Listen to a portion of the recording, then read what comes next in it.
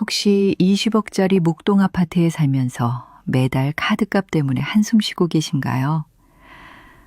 평생을 바쳐 마련한 소중한 집이지만 막상 은퇴하고 나니 돈이 나오기는커녕 매년 불어나는 세금 고지서에 가슴만 철렁 내려앉지는 않으셨나요?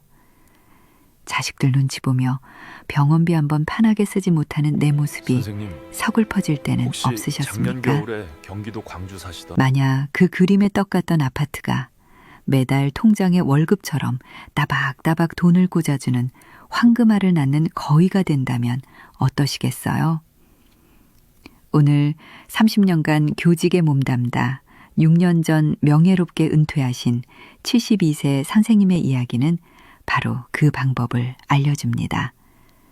이미 수많은 은퇴자들이 이 방법으로 돈 걱정 없는 노후를 시작했습니다. 남들은 다 아는 이 방법을 나만 모르고 평생 후회 속에 사실 건가요? 김영철 씨, 올해 72. 그는 오늘도 해가 중천에 뜰 때까지 소파와 한 몸이 되어 시간을 죽인다.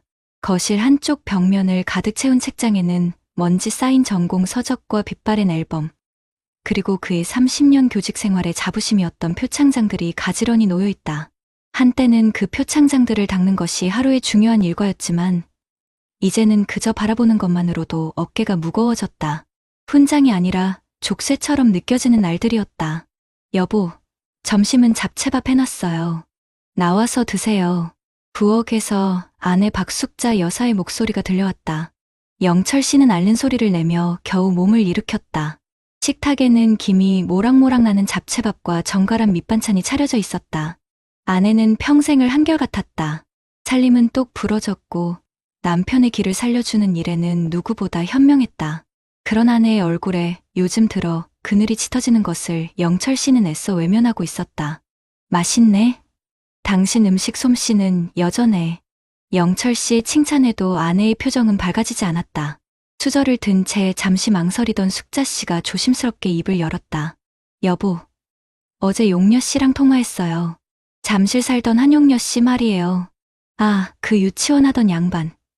잘 지낸다던가? 잘 지내다 마다요. 아주 그냥 목소리에서 꿀이 뚝뚝 떨어지더라니까. 5년 전에 유치원 그만두고 잠실 아파트 팔아서 상가 건물을 샀다잖아요. 거기서 매달 월세가 꼬박꼬박 나오니 돈 걱정 없이 두뇌외가 그렇게 편할 수가 없대요. 남편 연금까지 합치니 아쉬운 소리 할 데가 없다고. 영철 씨의 젓가락질이 순간 멈칫했다. 또 그 이야기였다. 아내는 몇 달 전부터 친구의 성공 사례를 넌지시 꺼내며 운을 띄우곤 했다. 남의 집 얘기는 뭘 그렇게 귀담아 들어.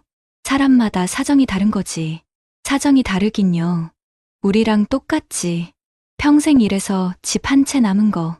근데 그 집이 우리한테 밥을 먹여줘요. 약을 사줘요? 작년에 재산세 나온 거 보고 당신 밤에 잠도 못 잤잖아요. 아내의 목소리가 조금씩 날카로워졌다. 영철 씨는 못 들은 척 다시 밥을 입으로 가져갔다.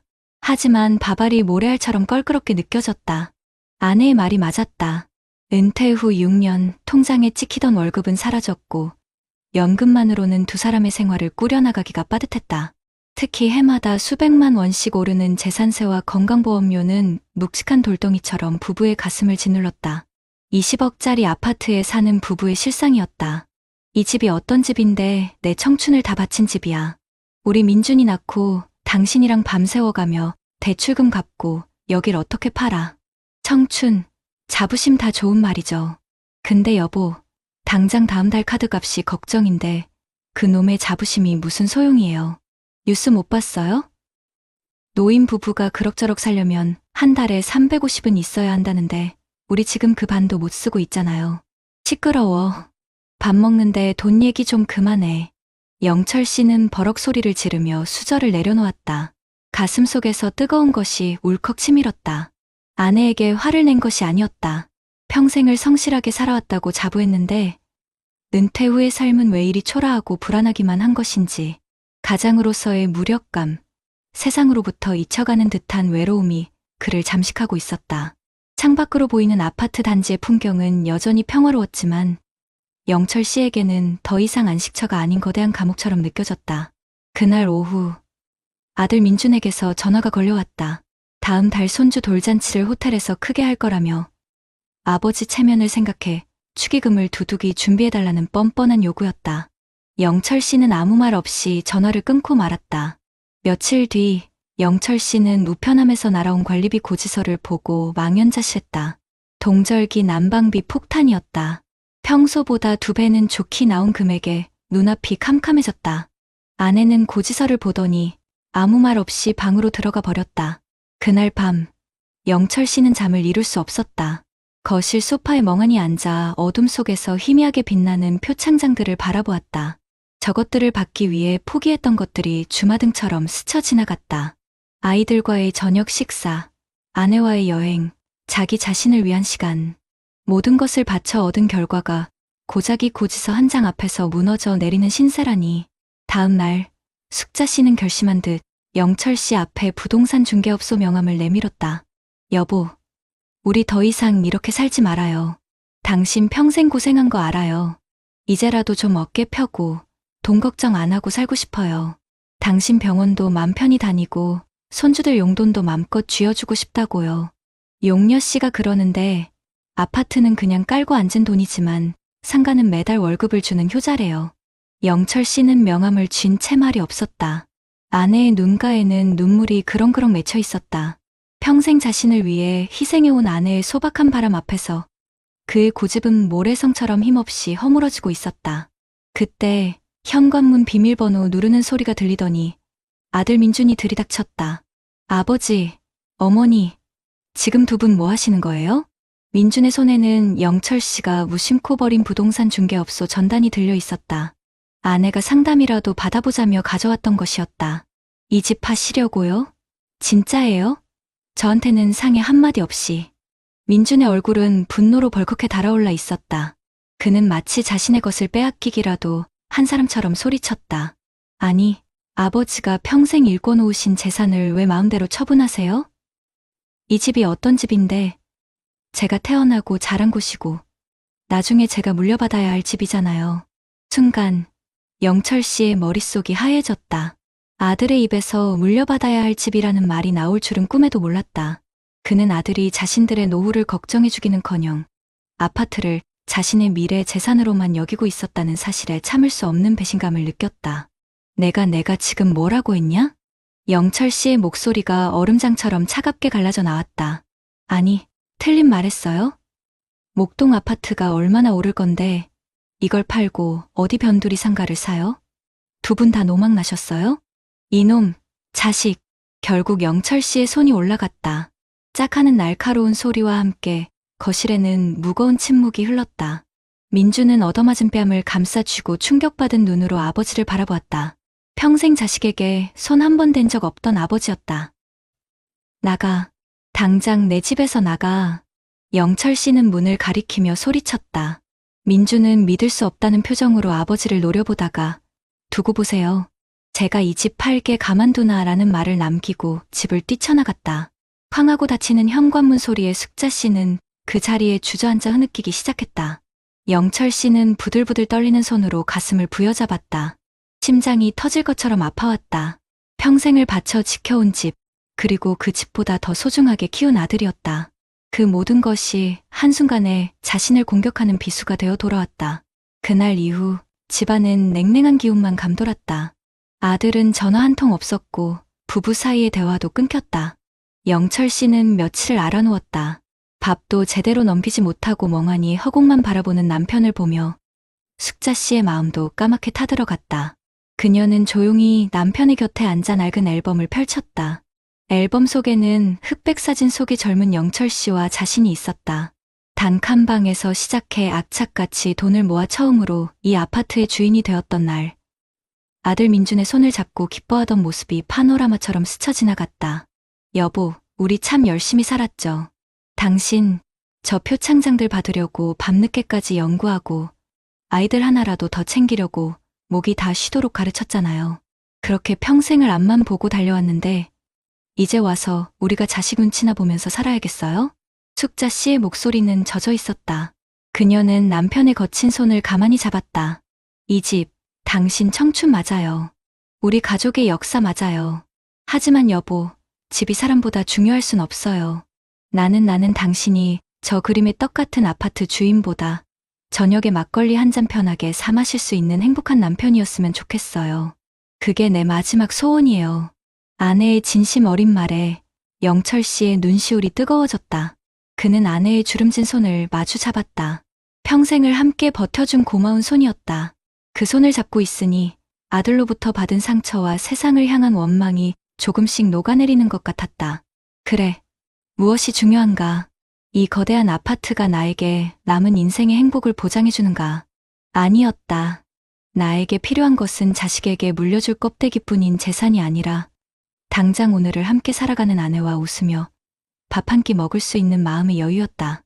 영철 씨는 굳은 결심을 한 사람처럼 자리에서 일어났다. 그리고 수화기를 들어 민준에게 전화를 걸었다. 신호음이 몇 번 가고 아들이 마지못해 전화를 받았다. 할 말 있으니 오늘 저녁 집으로 와라. 너랑 마지막으로 할 얘기가 있다. 그날 저녁 집으로 돌아온 민준의 표정은 여전히 굳어 있었다. 식탁에는 어색한 침묵이 흘렀다. 영철 씨는 말없이 아들에게 술잔을 채워주었다. 그리고 자신의 잔을 채운 뒤 단숨에 들이켰다. 민준아, 그래, 내 말이 맞다. 이 집 언젠가는 내 차지가 될 거라고 생각했겠지. 아비가 평생을 바쳐 이룬 유일한 성이니까 그걸 지키는 게 가장의 마지막 도리라고 나도 그렇게 믿고 살았다. 영철 씨는 잠시 말을 멈추고 숨을 골랐다.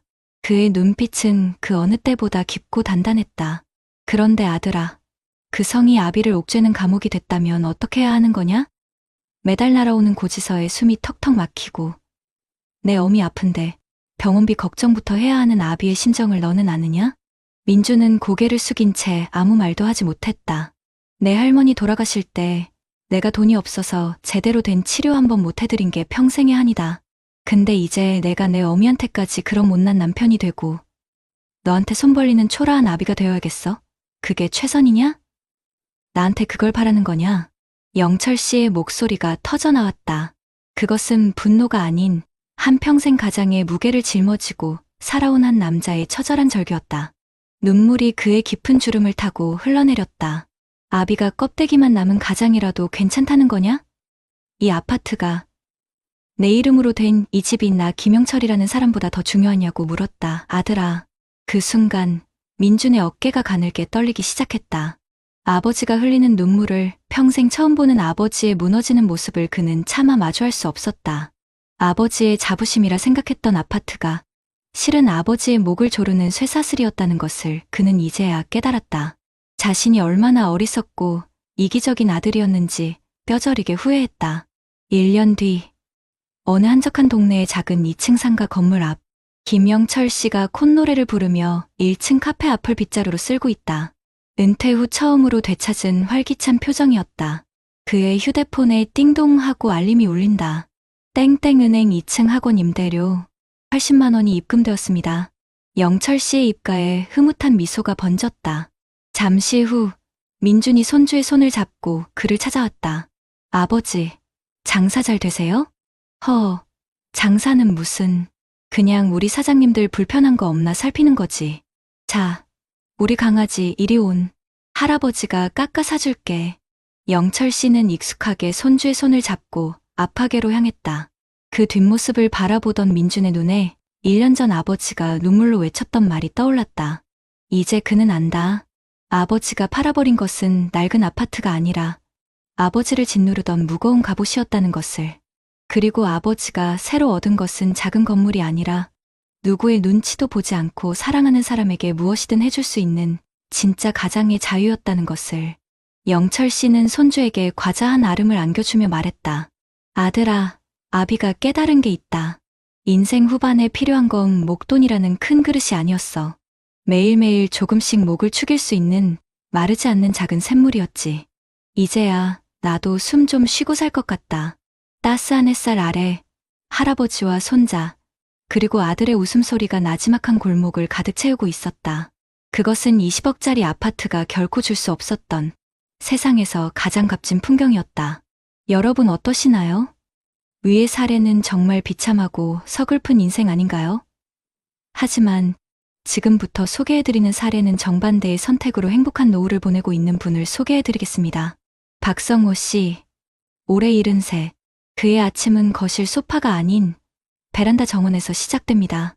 방울토마토 잎사귀에 맺힌 아침 이슬을 닦아주고 정성껏 가꾼 난초에 물을 주는 그의 얼굴에는 여유로운 미소가 가득합니다.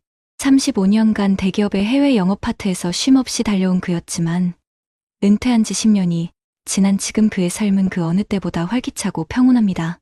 잠시 후 아내 이정희 여사가 갓 내린 커피를 들고 베란다로 나옵니다. 부부는 말없이 커피 향을 즐기며 아침 햇살을 맞이합니다. 그때 성우 씨의 휴대폰에서 띵동하는 경쾌한 알림음이 울립니다. 확인해보니 동탄 오피스텔 월세 2건, 총 140만 원 입금 완료라는 메시지입니다.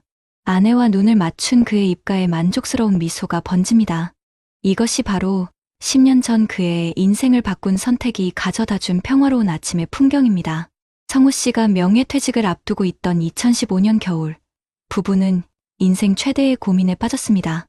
당시 그들은 아이들을 모두 키워낸 분당의 45평짜리 아파트에 살고 있었습니다. 퇴직금으로 1억 5천만 원 정도가 나올 예정이었지만 그것만으로는 막막한 노후를 버텨낼 자신이 없었습니다. 당장 소득이 끊기면 매달 나가는 관리비와 오르기만 하는 재산세가 큰 부담으로 다가올 것이 뻔했습니다. 주위 친구들은 모두 한 목소리로 말했습니다. 성우야, 다른 건 몰라도 분당 집은 꼭 쥐고 있어야 한다. 그게 내 노후의 마지막 보루고 나중에 수진이한테 물려줄 유일한 재산이야. 맞는 말이었습니다. 평생의 땀과 눈물이 녹아있는 집, 딸이 뛰놀던 추억이 가득한 공간을 떠난다는 것은 상상하기 힘들었습니다. 하지만 어느 날 입버릇처럼 강남 아파트가 내 유일한 자존심이라던 오랜 친구의 장례식장에 다녀온 뒤 부부의 생각은 송두리째 바뀌었습니다. 빈소에서 마주친 친구의 자식들은 슬퍼하기는커녕 아직 아버지의 온기가 채가시지 않은 그 집의 상속 문제를 두고 서로 멱살잡이를 하고 있었습니다. 평생 자식들 위해 헌신하고 남긴 것이 고작 자식들을 싸움 붙이는 흉기였다는 사실에 성우 씨는 밤새 잠을 이룰 수 없었습니다. 그날 밤, 아내 정희 씨가 그의 손을 조용히 잡으며 말했습니다. 여보, 우리 저렇게 살지는 말아요. 집이 우리를 위해 있는 거지. 우리가 집을 지키려고 사는 건 아니잖아요. 우리 딸 수진이한테는 싸움거리가 될 재산 말고 언제든 기댈 수 있는 행복한 부모가 되어주는 게 진짜 유산 아닐까요? 아내의 그 한마디가 그의 가슴을 후벼 팠습니다. 다음 주말, 부부는 외동딸 수진 씨를 집으로 불렀습니다. 어렵게 입을 땐 성우 씨는 분당 집을 팔고 경기도 외곽의 작은 집으로 이사 갈 계획을 털어놓았습니다. 딸의 얼굴이 굳어질까, 서운해하지는 않을까 조마조마한 마음이었습니다. 하지만 딸의 입에서 나온 대답은 부부의 예상을 완전히 빗나갔습니다. 아버지, 어머니, 이제껏 저 키우시느라 고생 많으셨어요. 그 집은 두 분의 피와 땀이지 제 것이 아니에요. 저한테 물려줄 걱정은 추호도 하지 마시고 두 분이 편안하고 행복하게 사실 방법만 찾으세요. 두 분이 웃으면서 건강하게 오래오래 사시는 게 저한테는 1,000억짜리 집보다 더 큰 재산이에요. 딸의 말에 아내 정희 씨는 끝내 눈물을 터뜨렸고 성우 씨는 가슴을 짓누르던 커다란 바위 하나가 사라지는 것을 느꼈습니다. 그는 깨달았습니다. 진정한 자식 사랑은 재산을 물려주는 것이 아니라 짐이 되지 않는 부모가 되어주는 것임을. 그날 이후 모든 것은 일사천리로 진행되었습니다. 분당 아파트를 시세에 맞게 처분하고 그 돈으로 수원광교에 있는 방 2개짜리 25평 아파트로 이사했습니다. 그리고 남은 자금과 퇴직금을 합쳐 당시 막 개발이 시작되던 동탄 신도시에 소형 오피스텔 2채를 분양받았습니다. 물론 주변에서는 모두가 미쳤다고 손가락질했습니다. 다 오른 분당을 팔고 무슨 오피스텔이냐, 사기당하는 거다라며 말리는 사람도 부지기수였습니다. 하지만 성우 씨 부부는 흔들리지 않았습니다. 깔고 앉아 세금만 축내는 박제된 자산이 아니라 매달 통장에 따박따박 현금을 꽂아주는 살아있는 자산이 필요하다는 확신이 있었기 때문입니다. 1년 뒤, 어느 화창한 봄날, 박성호 씨 부부는 강릉행 KTX에 몸을 싣고 있습니다. 은퇴 후 매년 계절이 바뀔 때마다 떠나는 부부만의 소중한 여행입니다. 창밖으로 스쳐 지나가는 풍경을 보며 정희 씨가 남편의 어깨에 살며시 기댑니다. 여보, 우리 그때 집 안 팔았으면 어쩔 뻔했어요. 지금쯤 관리비 고지서 보면서 한숨만 쉬고 있었겠죠? 성우 씨는 아내의 손을 따뜻하게 잡아주며 웃습니다. 휴대폰 갤러리에는 손녀의 돌잔치 사진이 가득합니다. 부부는 딸에게 부담 주기 싫어 우리가 해주겠다며 선뜻 1,000,000원을 내주었습니다. 딸 수진 씨는 아버지, 어머니 덕분에 든든하다며 고마워했습니다. 자식에게 손 벌리기는커녕 필요할 때 기댈 수 있는 언덕이 되어줄 수 있다는 사실이 성우 씨는 무엇보다 행복했습니다. 잠시 후 딸에게서 영상통화가 걸려옵니다. 화면 가득 손녀의 웃는 얼굴이 나타납니다. 할아버지, 할머니, 어디 가세요? 저도 데려가요. 아이의 재롱의 부부의 얼굴에 한바구음이 피어납니다. 성우 씨는 손녀를 향해 손을 흔들며 말합니다. 우리 강아지, 할아버지가 다음 주에 장난감 사들고 갈게. 전화기 너머로 딸의 목소리가 들려옵니다. 아빠, 두 분이 그렇게 즐겁게 사시는 모습 보니 제가 다 행복해요. 정말 감사해요. 성우 씨는 전화를 끊고 조용히 눈을 감았습니다. 그는 이제 명확히 알고 있었습니다. 인생의 황혼기에 필요한 것은 남에게 보여주기 위한 거대한 성이 아니라 언제든 내 사람들과 따뜻한 밥 한 끼 나눌 수 있는 작지만 마르지 않는 샘물이라는 것을. 부부는 서로를 바라보며 미소 지었습니다. 그 미소는 수십억 원짜리 아파트 등기 권리증보다 훨씬 더 밝고 값지게 빛나고 있었습니다. 이것이야말로 진정한 노후의 품격이 아닐까요? 앞선 사례들을 잘 보셨나요? 이런 문제들과 관련해서 전문가들과 통계 자료를 소개해드리겠습니다. 방금 보신 김영철 선생님, 박성호 선생님의 이야기가 소설처럼 들리시나요? 절대 그렇지 않습니다. 이건 바로 오늘을 살아가는 우리 부모님 세대, 그리고 바로 나의 이야기일 수 있습니다. 통계를 보면 정말 가슴이 답답해집니다. 우리나라 65세 이상 어르신들의 재산을 탈탈 털어보면요. 그 중에 무려 82%가 지금 살고 계신 집 한 채, 바로 부동산이라는 겁니다. 이게 얼마나 심각한 수치냐면 다른 선진국들과 비교했을 때 압도적으로 높은 수준입니다. 평생을 허리띠 졸라매고 일해서 겨우 집 한 채 장만했는데 이제는 그 집 때문에 오히려 가난하게 사는 부동산 부자, 현금 빈자의 덫에 단단히 갇혀버린 셈이죠. 이 문제가 그냥 단순히 돈이 좀 부족하다, 이런 차원의 이야기가 아닙니다. 우리나라 노인 빈곤율이 경제협력개발기구, 그러니까 흔히 말하는 선진국 클럽에서 압도적인 1위라는 부끄러운 사실 알고 계셨습니까? 무려 39.8%입니다. 10분 중 4분은 가난에 시달리고 있다는 뜻입니다. 20억짜리 아파트에 살아도 당장 손에 쥔 현금이 없어서 카드값 걱정하고 병원비 무서워 아파도 참는 김영철 선생님의 모습이 바로 이 통계가 보여주는 우리의 서글픈 현실입니다. 그럼 도대체 한 달에 얼마가 있어야 사람답게 살 수 있을까요? 국민연금공단에서 조사를 해보니까요. 은퇴한 부부가 정말 굶지 않고 기본적인 생활만 하려면 최소 월 231만 원이 필요하고 가끔 외식도 하고 손주들 용돈도 주면서 좀 여유롭게 살려면 월 324만 원은 있어야 한다고 합니다. 그런데 현실은 어떻습니까? 공무원 연금처럼 특별한 연금을 받으시는 분들을 제외하면 우리가 받는 국민연금은 한 달에 고작 60만 원대에 불과합니다. 집 빼고 나면 다른 소득이 없는 대다수의 은퇴자분들에게 매달 몇백만 원씩 드는 생활비를 만들어내는 건 하늘의 별 따기나 마찬가지입니다. 그래서 전문가들이 이구동성으로 외치는 해결책이 있습니다. 바로 자산의 구조를 바꿔라는 겁니다. 더 이상 오르기만 바라면서 세금만 축내는 박제된 재산으로 두지 말고 매달 내 통장에 따박따박 돈을 넣어주는 살아있는 재산, 마르지 않는 샘물로 만들라는 거죠. 가장 현실적인 방법은 박성호 선생님이 하셨던 것처럼 집의 크기를 줄이는 이른바 다운사이징입니다.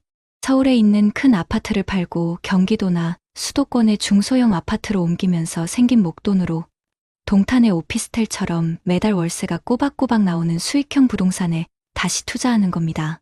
이렇게 하면 내가 살 집도 있으니 주거는 안정되고 매달 월급처럼 현금이 들어오니 생활이 편안해지고 덤으로 재산세나 관리비 부담까지 확 줄어드니 일석삼조 아니겠습니까? 물론 지금 사는 집을 떠나기 싫은 분들도 계실 겁니다. 그럴 때는 주택연금을 생각해 볼 수 있습니다. 집에 계속 살면서 내 집을 담보로 평생 나라에서 연금을 받는 제도죠. 하지만 전문가들은 이 주택연금이 생각보다 매달 받는 돈이 적고 나중에 집값이 크게 올랐을 때 그 혜택을 하나도 누릴 수 없다는 큰 단점이 있다고 지적합니다. 그래서 정말 다른 방법이 하나도 없을 때 마지막으로 기댈 수 있는 최후의 보루 정도로 생각하는 게 좋다고 조언합니다. 그리고 정말 중요한 문제가 하나 더 남았습니다. 바로 자식 문제입니다. 김영철 선생님의 아들은 아버지가 평생 일군 집을 당연히 자기 재산이라고 생각하며 아버지의 노후 준비를 가로막는 걸림돌이 됐지만 박성우 선생님의 따님은 부모님이 행복하게 사시는 게 1,000억짜리 집보다 더 큰 재산이라며 든든한 지원군이 되어주었죠. 이게 요즘 젊은 세대들의 생각입니다. 예전처럼 부모 재산 물려받는 걸 당연하게 여기지 않습니다. 오히려 자식에게 짐이 되지 않고 당신들의 노후를 멋지게 즐기시는 부모님을 최고의 유산이라고 생각합니다. 이제는 부모와 자식 간에 솔직하게 터놓고 이야기해야 합니다. 우리 노후는 우리가 알아서 할 테니 너희도 너희 인생을 살라고 서로의 계획을 공유하고 합의점을 찾아야 가족 모두가 행복해질 수 있습니다. 김영철 선생님이 아들에게 울부짖었듯 아파트는 나라는 사람보다 중요하지 않습니다. 우리 인생의 후반전에서 진짜 필요한 건 남들에게 보여주기 위한 비싼 아파트 등기권리증이 아닙니다. 사랑하는 배우자와 마주 앉아 따뜻한 밥 한 끼 마음 편히 사 먹고 예쁜 손주들 왔을 때 용돈 한번 시원하게 쥐어줄 수 있는 그런 마음의 여유입니다. 이제 우리 시니어들도 용기를 내야 합니다. 집이라는 무거운 갑옷을 벗어 던지고 현금 흐름이라는 가볍고 자유로운 옷으로 갈아입어야 할 때입니다. 박성우 선생님처럼 과감한 결단을 내려서 내 재산의 구조를 바꾸고 매달 통장에 월급처럼 돈이 들어오는 시스템을 만드는 것만이 진짜 품격 있고 자유로운 노후를 우리에게 선물해 줄 것입니다. 그렇다면 앞선 사례들을 해결할 수 있는 방법은 무엇이 있을까요? 자식들한테 물려줘야 한다는 생각에 또 이 집 한 채가 내 인생의 전부라는 생각에 옴짝달싹 못하고 꽉 쥐고만 계신 분들이 너무나도 많습니다. 그러다 보니 앞서 본 김영철 선생님처럼 현금은 하나도 없어서 마음고생만 하고 박성우 선생님처럼 자식들과 다투는 일이 생기는 겁니다. 이 깔고 앉은 부동산을 마르지 않는 샘물로 만들 방법이 분명히 있습니다. 나라에서 또 우리가 사는 동네에서 바로 이런 분들을 위해 여러 가지 정책들을 마련해두고 있거든요. 가장 대표적인 게 바로 주택연금이라는 겁니다. 영모기지라고도 하는데요. 지금 살고 계신 집을 담보로 맡기고 매달 연금처럼 생활비를 받는 거죠. 그것도 평생 동안요. 이건 나라에서 보증을 서주는 거라 혹시라도 돈이 끊길까 걱정하지 않아도 됩니다. 부부 중에 한 분이라도 만 55세가 넘으시고 두 분이 가진 집의 공시가격을 합쳐서 12억 원이 넘지 않으면 신청할 수 있습니다. 내가 살던 집에서 계속 편안하게 살면서 매달 꼬박꼬박 돈이 나오니 얼마나 든든하겠어요. 어떤 동네에서는 처음 가입할 때 내는 보증료나 매년 내는 재산세 일부를 지원해주기도 한답니다. 물론 전문가들은 이게 유일한 정답은 아니라고들 합니다. 월에 받는 돈이 생각보다 적을 수도 있고 나중에 집값이 올라도 그 혜택은 다 못 누릴 수 있으니까요. 그래도 다른 수입이 전혀 없고 지금 사는 이 집에서 계속 살고 싶다 하시는 분들께는 정말 마지막 희망이 될 수 있는 거죠. 조금 더 적극적인 방법도 있습니다. 박성우 선생님처럼 과감하게 집을 줄여서 이사하는 겁니다. 서울에 있는 큰 집을 팔고 조금 작은 집이나 수도권으로 옮기면서 남는 돈으로 생활비를 쓰는 거죠. 이걸 주택 다운사이징이라고 부르는데요. 정부에서도 세금을 깎아주면서 이런 결정을 응원하고 있습니다. 집 한 채 가진 분이 이 집을 팔 때 오래 살았으면 살았을수록 양도소득세를 최대 80%까지 깎아주고요.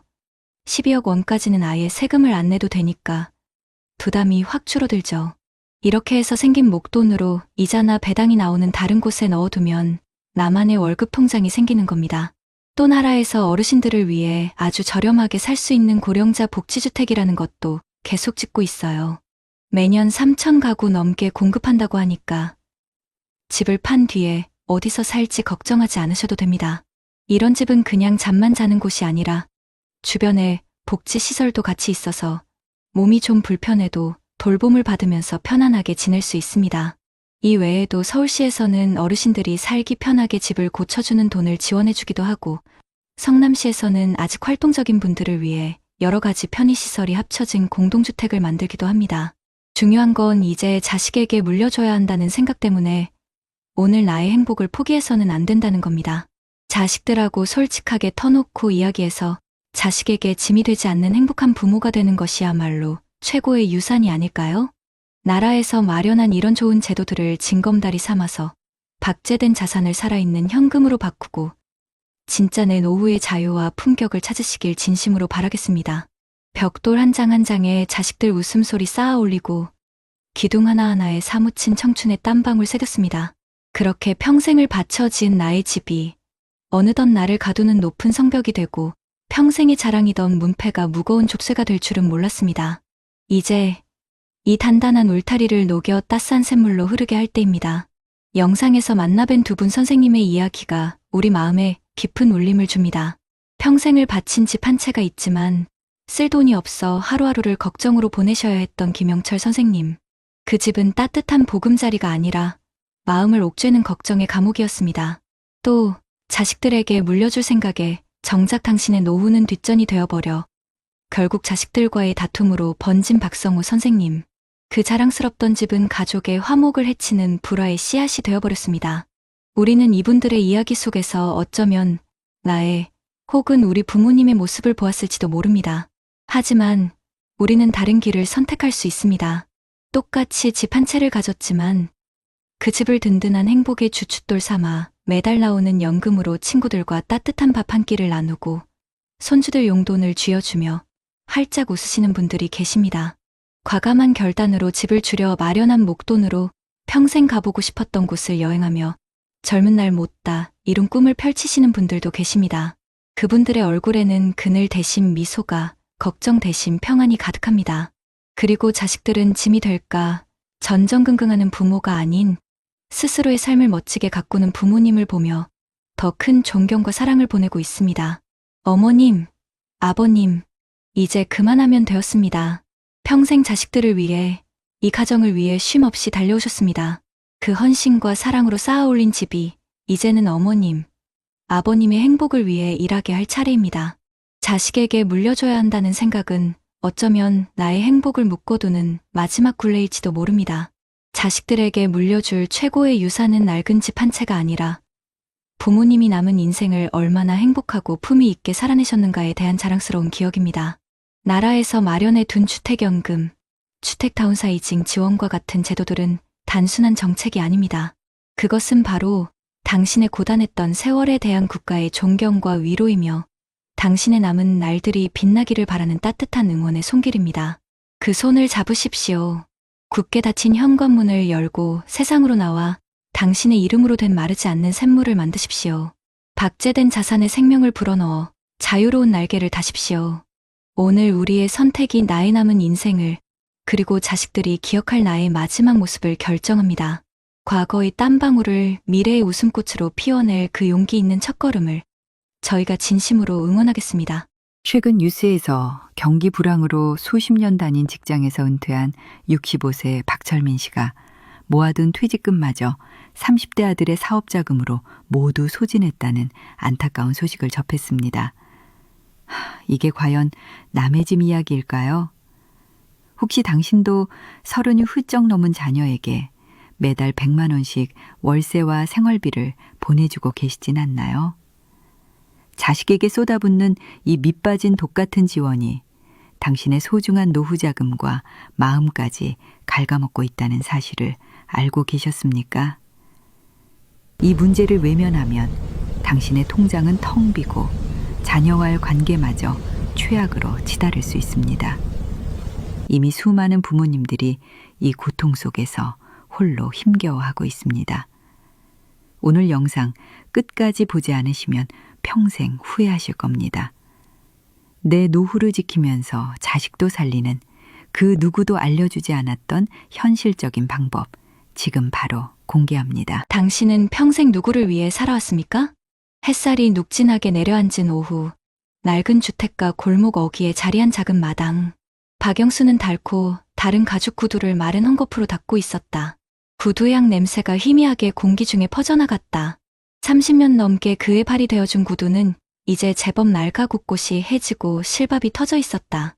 그가 구두를 닦는 손길은 마치 오랜 친구의 등을 어루만지는 듯 조심스러웠다. 구두코에 밴 깊은 흠집은 새벽 시장의 빙판길에 넘어졌던 자국이었고 뒤축에 무너짐은 아들 딸 업어 키우며 닳아버린 그의 세월 같았다. 여보, 아직도 그거 닦고 있어요? 징어다, 징해. 닳아서 없어지겠네. 내가 새로 하나 사준다니까는. 마루에 걸터 앉아 콩나물을 다듬던 아내 순자가 핀잔을 주듯 말했다. 하지만 그녀의 목소리에는 남편에 대한 애틋함이 묻어 있었다. 영수는 아내를 돌아보지 않고 퉁명스럽게 대꾸했다.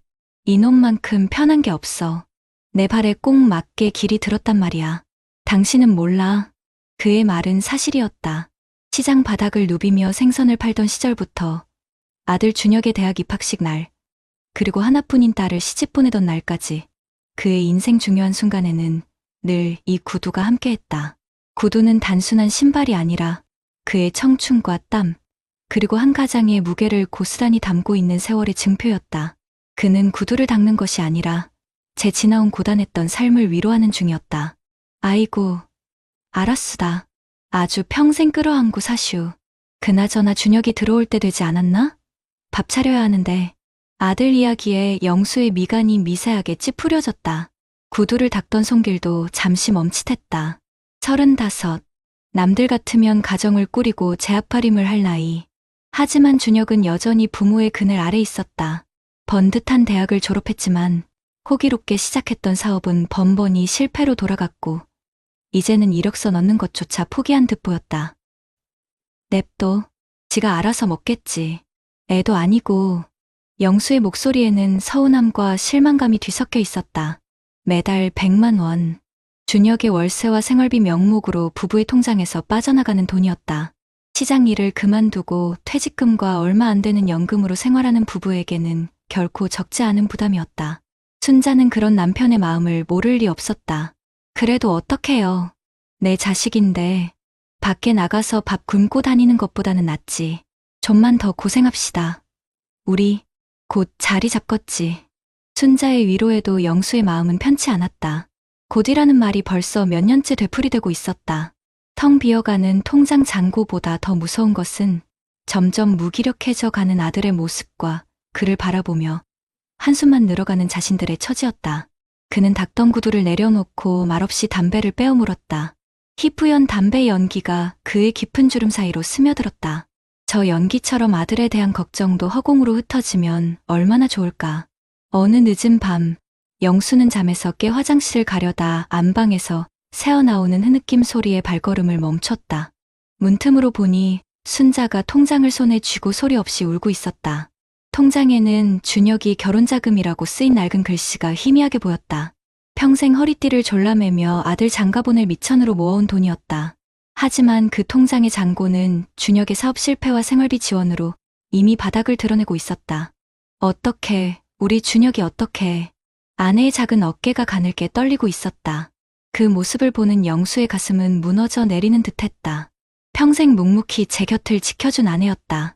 자식 때문에 속 끓이면서도 단 한 번 싫은 내색 없던 사람이었다. 그런 아내의 눈물을 보니 모든 것이 자신의 탓인 것만 같았다. 아들에게 좀 더 강하게 나가지 못했던 자신, 변변한 재산 하나 물려주지 못한 무능함이 그를 짓눌렀다. 그는 차마 아내 앞에 나설 용기가 나지 않아 조용히 돌아서 제 방으로 들어왔다. 그날 밤, 영수는 뜬 눈으로 밤을 새웠다. 다음 날 아침, 영수는 평소보다 일찍 집을 나섰다. 며칠 전부터 무릎이 시큰거려 병원에 가봐야겠다고 둘러댔지만 그의 발걸음이 향한 곳은 병원이 아니었다. 그는 버스를 타고 한참을 달려 아들 준혁이 사는 오피스텔로 향했다. 초인종을 눌렀지만 안에서는 아무런 대답이 없었다. 몇 번을 더 누르고 문을 두드리자 한참 만에 부스스한 모습의 준혁이 문을 열었다. 아버지? 이 시간에 웬일이세요? 집 안은 온통 쓰레기와 술병으로 가득했다. 끔한 냄새가 코를 찔렀다. 영수는 말없이 집 안으로 들어서며 냉장고 문을 열었다. 텅 빈 냉장고 안에는 말라비틀어진 김치 조각과 맥주 몇 캔이 전부였다. 밥은 먹고 다니는 거냐? 영수의 목소리가 낮게 잠겨 있었다. 준혁은 애써 태어난 척하며 머리를 긁적였다. 아, 뭐 대충 시켜 먹고 그래요. 근데 진짜 무슨 일로 오셨어요? 영수는 아들의 얼굴을 가만히 들여다봤다. 한때는 그의 자랑이었던 아들. 총명하고 싹싹해서 동네 사람들의 칭찬을 한 몸에 받았던 아들이었다. 하지만 지금 그의 눈은 초점을 잃고 공허했다. 실패에 대한 좌절감과 미래에 대한 불안감이 그의 젊은 얼굴에 짙은 그늘을 들이우고 있었다. 준혁아, 영수는 어렵게 입을 뗐다. 언제까지 이렇게 살 거냐? 내 나이가 몇인데 아직도 애비 등골 빼먹고 살아야겠어. 내 엄마가 어젯밤에 내 통장 보고 울더라. 평생 쌈짓돈 모아서 너 장가 보내겠다고 모은 돈인데 이제 남은 것도 없어. 준혁의 얼굴이 순간 굳어졌다. 그는 시선을 피하며 신경질적으로 쏘아붙였다. 그래서요. 지금 저한테 그 돈 갚으라고 시위하러 오신 거예요? 제가 이러고 싶어서 이래요. 세상이 나를 이렇게 만들었잖아요. 아버지 세대처럼 열심히만 하면 다 되는 줄 아세요? 아니라고요. 준혁의 목소리가 격앙되었다. 그동안 쌓였던 서름과 분노가 한꺼번에 터져나왔다. 누가 보면 아버지가 저한테 수십억 유산이라도 물려준 줄 알겠네. 남들처럼 든든한 백이 있기를 해. 물려받을 재산이 있기를 해. 맨날 그 낡아빠진 구두처럼 가난만 대물림해 주셨으면서. 이제 와서 저한테 뭘 더 바라시는데요? 낡아빠진 구두.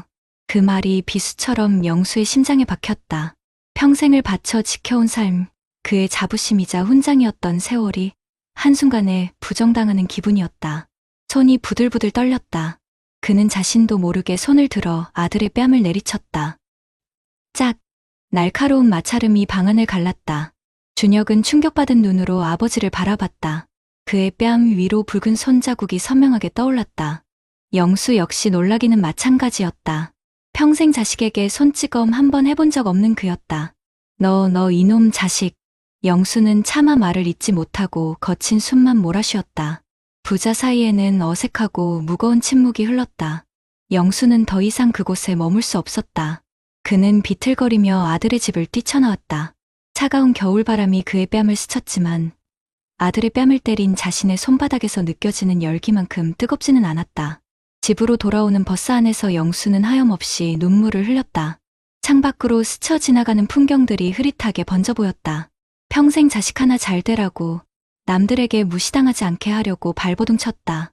비린내 나는 생선을 만지며 거칠어진 손, 새벽 찬바람에 시큰거리는 무릎도 자식 얼굴을 보면 다 잊을 수 있었다. 그런데 이제 와서 그 모든 세월이 낡아빠진 구두 취급을 받게 되다니 원망스럽고 허망했다. 내가 뭘 잘못 키운 걸까? 어디서부터 잘못된 걸까? 끝없는 자책이 그를 덮쳤다. 집에 돌아온 영수는 말없이 자리에 누웠다. 순자가 걱정스러운 얼굴로 다가왔지만 그는 아무 말도 하지 않았다. 그날 이후 그는 식사를 거르고 방 안에 틀어박혀 지냈다. 마치 삶의 모든 의지를 놓아버린 사람처럼. 며칠이 지났다. 준혁에게서는 아무런 연락이 없었다. 순자는 매일같이 아들에게 전화를 걸었지만 준혁은 받지 않았다. 부부 사이에도 냉랭한 기운이 감돌았다. 영수는 아내의 얼굴을 볼 면목이 없었고 순자는 그런 남편이 원망스러우면서도 안쓰러웠다. 그러던 어느 날 순자가 장을 보고 돌아오는 길에 동네 사람에게서 뜻밖의 소식을 들었다. 준혁이 며칠 전부터 건설 현장 막노동을 시작했다는 것이었다. 처음에는 믿지 않았지만 이내 그녀는 아들이 일한다는 현장으로 달려갔다. 멀리서 안전모를 쓴 채 땀 흘리며 벽돌을 나르는 아들의 모습이 보였다. 그 모습에 순자는 차마 다가가지 못하고 길가에 주저앉아 눈물을 쏟았다. 그날 밤 순자는 방에 누워있는 영수에게 조심스럽게 말했다. 여보, 준혁이가 공사판에서 일한대요. 제 아빠한테 맞고 정신 차렸나 봐요. 밥은 제대로 먹고 하는지 손은 또 얼마나 거칠어졌을꼬. 아내의 목소리는 울음으로 젖어 있었다. 영수는 아무런 대답 없이 돌아누워 있었지만 그의 어깨는 미세하게 떨리고 있었다. 시간이 흘러 계절이 바뀌고 가을이 깊어졌다. 영수의 생신날이었다. 저녁 식사를 막 끝냈을 무렵 현관문이 조심스럽게 열리고 준혁이 들어섰다. 이전보다 살이 빠지고 얼굴은 검게 그을려 있었지만 눈빛만큼은 예전과 달리 단단해져 있었다. 그의 손에는 작은 케이크 상자와 쇼핑백이 들려 있었다. 아버지, 어머니, 저 왔어요. 어색한 침묵이 흘렀다. 순자가 먼저 자리에서 일어나 아들을 맞았다. 아이고, 내 새끼. 이게 얼마만이야. 어서 와. 준혁은 어머니의 손을 잡고 고개를 숙였다. 그리고 아버지 영수 앞에 무릎을 꿇었다. 아버지, 죄송해요. 제가 다 잘못했어요. 준혁의 목소리가 떨렸다. 영수는 말없이 아들을 내려다보았다. 준혁은 품에서 꼬깃꼬깃한 봉투 하나를 꺼내 아버지 앞에 내밀었다. 이거 그동안 공사판에서 일해서 번 돈이에요. 아직 턱없이 부족하지만 아버지, 어머니한테 진 빚. 앞으로 제가 평생 갚으면서 살게요. 받아주세요. 봉투 안에는 빳빳한 10,000원짜리 몇 장과 동전까지 들어있었다. 영수는 봉투를 받아 들고 한참을 말없이 바라보았다. 그 돈에 담긴 아들의 땀과 고생이 느껴져 가슴이 아려왔다. 그리고 이거요. 준혁은 옆에 놓아두었던 쇼핑백을 들어 영수에게 건넸다. 쇼핑백 안에는 새 구두 한 켤레가 들어있었다. 영수가 평생 신어온 낡은 구두와 비슷한 디자인이었지만 반짝이는 새 가죽이었다. 아버지 낡은 구두 제가 버렸어요. 죄송해요. 그 구두가 아버지의 인생이고 자부심인 줄도 모르고 제가 철이 없었어요. 이젠 이 새 구두 신고 좋은 길만 걸으세요. 아버지가 걸어오신 그 고생길. 이제 제가 뒤따라 걸으면서 아버지 편하게 모실게요. 준혁은 눈물을 쏟으며 말했다. 그제야 영수의 눈에서도 뜨거운 눈물이 흘러내렸다. 그는 자리에서 일어나 떨리는 손으로 아들을 일으켜 세웠다. 일어나라. 아들아. 영수는 아들을 힘껏 끌어안았다. 단단해진 아들의 등이 느껴졌다. 됐다, 다 됐다. 이놈아. 내가 정신 차렸으면 그걸로 됐다. 애비는 그거 하나면 된다. 부자는 한참 동안 서로를 부둥켜 안고 울었다. 순자 역시 그 모습을 보며 소리 없이 눈물을 닦았다. 그동안의 원망과 서러움, 미안함과 사랑이 뒤섞인 눈물이었다. 며칠 후, 영수는 아들이 사준 새 구두를 신고 집을 나섰다. 아직은 발에 익지 않아 조금 어색했지만 마음만은 날아갈 듯 가벼웠다. 그는 아들이 일하는 건설 현장으로 향했다. 멀리서 땀 흘리며 일하는 아들의 모습을 보니 가슴 벅찬 감정이 차올랐다. 그는 아들에게 다가가지 않고 근처 식당으로 들어가 따뜻한 국밥 2그릇을 주문했다. 그리고 아들에게 짧은 문자를 보냈다. 아들아, 점심 거르지 마라. 식당에 국밥 시켜놨다. 아버지가. 답장은 금방 왔다. 아버지, 감사합니다. 사랑해요. 영수는 휴대폰 화면을 보며 자신도 모르게 미소를 지었다. 창밖으로 보이는 가을 하늘이 유난히 맑고 푸르렀다. 아버지의 낡은 구두는 사라졌지만 그 구두가 걸어온 길 위로 이제 아들이 새로운 발자국을 내딛고 있었다. 그것으로 충분했다. 한평생 자식을 위해 살아온 아버지의 삶은 결코 헛되지 않았음을 그는 비로소 깨달았다. 여러분 어떠시나요? 위의 사례는 정말 비참하고 서글픈 인생 아닌가요? 하지만 지금부터 소개해드리는 사례는 정반대의 선택으로 행복한 노후를 보내고 있는 분을 소개해드리겠습니다. 여보, 우리 이번 가을에는 꼭 제주도 올레길 다 걸어봅시다. 더 늦기 전에 햇살이 따스하게 스며드는 거실. 최진호 씨는 아내 정희 씨와 함께 여행 책자를 펼쳐놓고 즐거운 계획을 세우고 있었다. 35년간 교직에 몸담았던 그는 5년 전 명예롭게 정년퇴임했다. 그의 얼굴에는 고단함 대신 평온함과 여유가 깃들어 있었다. 매달 어김없이 통장에 꽂히는 320만 원의 공무원 연금은 부부의 노후를 지켜주는 든든한 버팀목이었다. 젊을 때부터 아내와 머리를 맞대고 계획한 노후였다. 아이들 교육비와 생활비를 제외한 돈은 꼬박꼬박 개인연금과 저축성보험에 부었고 그 덕에 부부는 돈 걱정 없이 소소한 행복을 누리며 살고 있었다. 어머, 당신 무릎은 괜찮겠어요? 욕심 부리지 말고 하루에 한 코스씩만 걸어요. 정희 씨가 웃으며 말하자 진호 씨는 자신 있다는 듯 가슴을 툭 쳤다. 그때 현관 도어록 해재음과 함께 아들 민준이 들어섰다. 평소와 달리 그의 얼굴은 잔뜩 상기되어 있었고 손에는 두툼한 서류 뭉치가 들려 있었다. 아버지, 어머니? 마침 두 분 다 계셨네요. 드릴 말씀이 있습니다. 거실 테이블에 서류를 펼쳐놓은 민주는 거창한 IT 기술 용어들을 쏟아내며 자신의 새로운 사업 계획을 설명하기 시작했다. AI 기반의 교육 플랫폼 사업이라고 했다. 몇 번의 실패를 겪었음에도 그의 눈은 여전히 꿈과 야망으로 불타고 있었다. 설명이 끝난 후 민주는 결심한 듯 입을 열었다. 아버지, 이번이 정말 마지막 기회입니다. 초기 자본금 2억만 투자해주세요. 지금 사시는 아파트 전세 보증금 빼서 주시면 제가 2년 안에 2배, 아니 3배로 불려서 돌려드리겠습니다. 진호 씨의 표정이 순간 굳어졌다. 아들의 사업 실패로 퇴직금 일부를 날렸던 과거가 스쳐 지나갔다. 그는 조용히 찻잔을 내려놓고 아들을 정면으로 바라보았다. 민준아, 내 꿈을 응원하지 않는 아비가 세상에 어디 있겠냐. 하지만 그 돈은 안 된다. 단호한 목소리였다. 민준의 얼굴이 일그러졌다. 왜요? 왜 안 되는 건데요? 아버지 연금도 있으시잖아요. 평생 안정적인 것만 찾으시더니 이제는 자식 앞길까지 막으시는 겁니까? 그깟 돈 좀 없어도 두 분 사시는데 지장 없잖아요. 아들의 목소리가 거칠어졌다. 옆에 있던 정희 씨의 얼굴도 하얗게 질렸다. 민준아, 말이 너무 심하구나. 그 돈이 어떤 돈인데. 어머니는 가만히 계세요. 아버지는 평생 그러셨어요. 늘 안정, 원칙, 계획. 제가 어릴 때부터 하고 싶다는 건 위험하다고 다 반대하셨잖아요. 남들처럼 팍팍 밀어주지도 못할 거면서 이제 와서 제 마지막 기회까지 빼앗으셔야겠어요? 민준의 원망 섞인 절규가 거실을 갈랐다. 그는 아버지가 평생 금과 옥조처럼 여기던 원칙과 안정이 자신을 옥죄는 족쇄였다고 소리쳤다. 그 순간 진호 씨는 자리에서 일어났다. 아들의 뺨을 때리는 대신 그는 안방으로 들어가 낡은 통장 하나를 가지고 나왔다. 이거 봐라. 통장에는 민준이 대학 등록금이라고 적혀 있었다. 매달 5만 원, 10만 원씩 진호 씨가 20년 넘게 부어온 적금 통장이었다.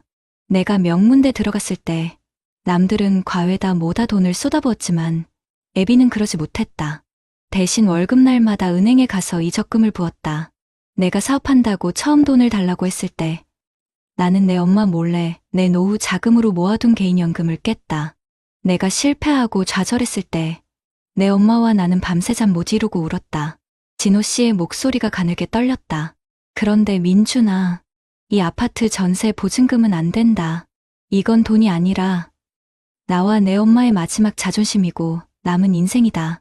내가 이걸 너에게 주면 우리는 길거리에 나앉아야 한다. 병들고 늙은 부모가 자식에게 짐이 되는 것만큼 비참한 일은 없다. 나는 너에게 그런 짐이 되고 싶지 않다. 이게 내가 너에게 해줄 수 있는 마지막 사랑이다. 진호 씨는 통장을 아들 앞에 내려놓았다. 민준은 아무 말도 하지 못했다. 아버지가 보여준 낡은 통장과 단호한 말 속에 담긴 진짜 의미를 깨달았기 때문이다. 그것은 거절이 아니라 아버지의 방식으로 아들을 지키고 스스로의 삶을 지키려는 필사적인 외침이었다. 그는 고개를 떨군 채 서류 뭉치를 챙겨 집을 나섰다. 그날 이후 부자 사이에는 길고 무거운 침묵이 흘렀다. 1년의 시간이 지났다. 민준에게서는 가끔 잘 지낸다는 짧은 문자만 올 뿐이었다. 진호 씨 부부는 애써 아들 걱정을 내색하지 않았지만 마음 한구석은 늘 허전했다. 그러던 어느 봄날 진호 씨의 생신이었다. 저녁 식사를 막 마쳤을 때 초인종이 울렸다. 문을 여니 양복을 단정하게 차려입은 민준이 작은 케이크 상자를 들고 서 있었다. 아버지, 생신 축하드립니다. 아들의 모습은 1년 전과 사뭇 달랐다. 뜬구름 잡는 듯한 눈빛은 사라지고 땅에 단단히 발을 딛고 선 어른의 얼굴을 하고 있었다. 민준은 아버지 앞에 작은 봉투를 내밀었다. 아버지, 이건 돈이라면 도로 가져가라. 진호 씨가 말을 잘랐다. 민준은 고개를 저으며 웃었다. 돈이 아니에요. 제 명함입니다. 봉투 안에는 땡땡 IT 솔루션 개발팀 최민준 대리라고 적힌 명함이 들어있었다. 아버지께 거절당하고 정말 많이 방황했습니다. 아버지를 원망하기도 했고요. 그러다 문득 깨달았어요. 제가 아버지께 바랐던 건 돈이 아니라 제 힘으로 책임질 수 없는 꿈에 대한 보증이었다는 걸요. 정신 차리고 작은 회사에 들어가 밑바닥부터 다시 시작했습니다. 아직 대리는 멀었지만 열심히 해서 꼭 제 힘으로 인정받겠습니다. 민준은 진심을 담아 고개를 숙였다. 그리고 아버지, 감사합니다. 그때 저를 붙잡아 주셔서요. 만약 그때 아버지가 그 돈을 주셨다면 저는 아마 지금쯤 모든 걸 잃고 더 비참해져 있었을 겁니다. 아버지는 제 인생뿐만 아니라 아버지와 어머니의 인생까지 지키신 겁니다. 그제야 진호 씨의 얼굴에 따뜻한 미소가 번졌다. 그는 아들의 어깨를 힘껏 두드려 주었다. 원망과 미안함으로 얽혔던 부자의 시간은 그렇게 눈 녹듯 사라졌다. 다시 현재 제주도 올레길을 걷던 진호 씨의 휴대폰이 울렸다. 민준에게서 온 영상 통화였다. 화면 너머로 보이는 손주 녀석이 할아버지를 보며 방긋 웃었다. 아버지, 저 이번에 과장으로 승진했어요. 다 아버지 덕분입니다. 어머니랑 좋은 시간 보내고 오세요. 사랑합니다. 진호 씨는 환하게 웃으며 손을 흔들었다. 옆에서 아내 정희 씨의 눈가가 촉촉해졌다. 눈부신 제주의 가을 햇살 아래 부부는 서로의 손을 꼭 잡았다. 자식에게 모든 것을 내어주는 것만이 사랑이라 믿었던 시절이 있었다. 하지만 때로는 단호하게 지갑을 닫고 부모 자신의 삶을 지켜내는 것이야말로 자식과 나 자신 모두를 위한 진짜 사랑임을 진호 씨는 이제야 온몸으로 깨닫고 있었다. 아버지의 단단했던 지갑은 결국 가족 모두를 지키는 가장 튼튼한 울타리가 되어주었다. 앞선 사례들을 잘 보셨나요? 이런 문제들과 관련해서 전문가들과 통계 자료회를 소개해드리겠습니다. 드라마 속 박영수 씨의 낡은 구두. 이건 그냥 드라마가 아니라 바로 지금 대한민국의 현실입니다. 통계를 보면 이 비극이 결코 한 개인의 불행이 아니라는 걸 알 수 있습니다. 성인 자녀의 거의 30%가 부모와 함께 살고 따로 살아도 10명 중 6명 이상은 부모에게 경제적인 도움을 받은 경험이 있다고 합니다. 자식들의 경제적 자립이 그만큼 늦어지고 있다는 뼈아픈 증거죠. 부모에게 생활비를 의존하는 이른바 캥거루족이 무려 300만 명이 넘는 시대입니다.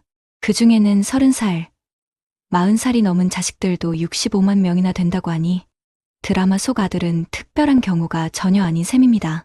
더 가슴 아픈 건 뭔지 아십니까? 50대, 60대 부모님 10분 중 6분 이상이 자식이 결혼할 때까지, 아니 평생이라도 지원할 마음이 있다고 답했다는 사실입니다. 바로 이런 헌신적인 사랑이 OECD, 국가 중 압도적인 1위라는 우리나라 노인 빈곤율의 가장 큰 원인으로 지목되고 있습니다. 전문가들은 한 목소리로 말합니다. 지금 우리 부모님들에게 가장 큰 노후 위험은 암도, 사고도 아닌 바로 자녀 리스크라고 말입니다. 자식이라는 밑 빠진 독에 노후 자금을 붓는 건 부모의 노후를 망가뜨릴 뿐만 아니라 자식의 자립 의지마저 꺾어버려서 결국 온 가족이 함께 무너지는 길이라는 무서운 경고입니다. 평생 모은 돈으로 아들 월세 내주고 생활비 대주다가 결국 통장이 텅 비어버리는 과정. 이게 바로 노후 파산으로 가는 가장 흔한 길입니다. 그럼 어떻게 해야 할까요? 무조건 퍼주는 것만이 사랑일까요? 여기서 우리는 최진호 씨의 단단한 지갑을 주목해야 합니다. 최진호 씨가 매달 받는 320만 원의 연금. 이건 그냥 하늘에서 뚝 떨어진 게 아닙니다. 젊을 때부터 철저하게 준비하고 계획한 수십 년 노력의 결과물이죠. 솔직히 국민연금만으로는 턱없이 부족합니다. 60대 평균 수령액이 70만 원이 채 안 되는 게 현실이니까요. 결국 스스로 개인연금이나 저축을 통해 단단한 지갑을 만들어둬야만 하는 겁니다. 그리고 더 중요한 게 있습니다. 바로 자식에게 안 된다고 말할 수 있는 용기입니다. 재무 전문가들은 이렇게 조언합니다. 자식에게 줄 돈이 있다면 그 돈으로 당신의 노후를 먼저 챙기라고 말입니다. 이게 이기적인 게 아니라 훗날 자식에게 짐이 되지 않기 위한 가장 현명하고 책임감 있는 사랑의 표현이라는 거죠. 드라마에서 최진호 씨가 아들에게 이 돈은 나와 내 엄마의 마지막 자존심이고 남은 인생이다라고 말했던 장면 기억나시죠? 바로 그겁니다. 부모의 단호한 거절이 자식에게는 당장 고통스러울 수 있지만 스스로 일어서는 법을 배우는 결정적인 계기가 될 수 있습니다. 고기를 계속 잡아주는 사랑이 아니라 고기 잡는 법을 가르치는 진짜 사랑 말입니다. 낡은 구두와 단단한 지갑, 이 두 가지 선택은 지금 우리 시니어 세대가 마주한 가장 중요한 갈림길을 보여줍니다. 과거처럼 자식에게 모든 걸 내어주는 낡은 구두의 길은 결국 모두의 불행으로 끝날 가능성이 높습니다. 반면에 내 노후를 단단히 지키는 길은 당장은 갈등이 있을지 몰라도 길게 보면 나와 내 자식 모두를 지키는 가장 지혜로운 선택이 될 것입니다. 감정에 휩쓸리지 않고 냉철한 현실을 바탕으로 나와 내 자식 모두를 위한 현명한 노후를 설계해야 할 때입니다. 그렇다면 납선 사례들을 해결할 수 있는 방법은 무엇이 있을까요? 먼저 자식 때문에 부모의 노후가 파산 직전까지 갔던 아버지의 낡은 구두 이야기부터 해볼게요. 이 문제의 핵심은 결국 아들이 경제적으로 독립을 못했다는 거잖아요. 가장 먼저 아들 스스로 일어서는 게 중요합니다. 나라에서 이런 청년들을 도와주는 좋은 제도들이 있어요. 국민취업지원제도라는 게 있는데 이게 뭐냐면요. 취업이 힘든 청년들한테 나라에서 매달 50만 원씩 6달 동안 구직촉진수당이라는 걸 줘요. 돈만 주는 게 아니라 취업 상담도 해주고 기술 배우는 훈련도 시켜주고 회사 가서 미리 일해보는 경험까지 아주 종합적으로 도와주는 고마운 제도입니다. 이걸 이용하면 당장 먹고 사는 걱정을 덜고 일자리 찾는 데만 집중할 수 있겠죠. 또 청년내일 채용 공제라는 것도 있습니다. 이건 우리 아들, 딸이 중소기업에 취직했을 때 2년 동안 400만 원을 모으면 나라랑 회사가 돈을 더 보태줘서 총 1200만 원이라는 목돈을 만들어주는 거예요. 이걸로 독립할 기반을 마련할 수 있는 거죠. 전문가들은 단순히 돈만 주는 것보다 이렇게 스스로 일하고 싶게끔 의욕을 주고 진짜 취업으로 이어지게끔 도와주는 게 중요하다고 말해요. 그리고 부모님들도 자식이 실패하더라도 좀 지켜봐 주고 스스로 일어설 기회를 주는 게 필요하다고 조언합니다. 이런 좋은 제도들을 자녀에게 알려줘서 스스로 길을 찾게끔 도와주는 게 진짜 현명한 부모라는 거죠. 그럼 이미 노후 자금을 다 써버린 부모님들은 어떻게 해야 할까요? 당장 소득이 없으니 막막하실 텐데 방법이 있습니다. 만약에 살고 계신 집이 있다면 주택연금이 가장 현실적인 방법이에요. 내가 가진 집을 담보로 맡기고 평생 돌아가실 때까지 매달 꼬박꼬박 연금을 받는 겁니다. 살던 집에서 계속 살면서 안정적인 돈이 나오니까 이보다 더 든든한 게 없죠. 그리고 만 65세가 넘으셨고 소득이랑 재산이 많지 않으시다면 기초연금을 받으실 수 있어요. 나라에서 어르신들 최소한의 생활을 보장해 드리려고 주는 돈인데 이것도 생활에 큰 보탬이 됩니다. 건강이 괜찮으시다면 노인 일자리 사업에 참여하시는 것도 좋아요. 동네 공공시설을 돌보거나 환경미화 같은 일을 하면서 한 달에 20만 원에서 70만 원까지 추가 소득을 얻을 수 있습니다. 돈도 벌고 사람들도 만나고 몸도 움직이니 활력도 생기고 그야말로 일석삼조인 셈이죠. 재무 전문가들은 노후에는 무엇보다 매달 꾸준히 들어오는 현금 흐름이 가장 중요하다고 강조하는데 주택연금이야말로 내 집으로 현금 흐름을 만드는 최고의 방법이라고 칭찬합니다. 다음으로 아들의 요구를 단호하게 거절했던 아버지의 단단한 지갑 이야기를 해볼까요? 사실 자식의 부탁을 거절하는 게 부모 마음에 쉽지는 않죠. 하지만 이게 결국 부모와 자식 모두를 지키는 현명한 선택일 수 있습니다. 이렇게 부모 자식 간에 갈등이 생기고 관계가 힘들어질 때 도움을 받을 수 있는 곳이 있어요.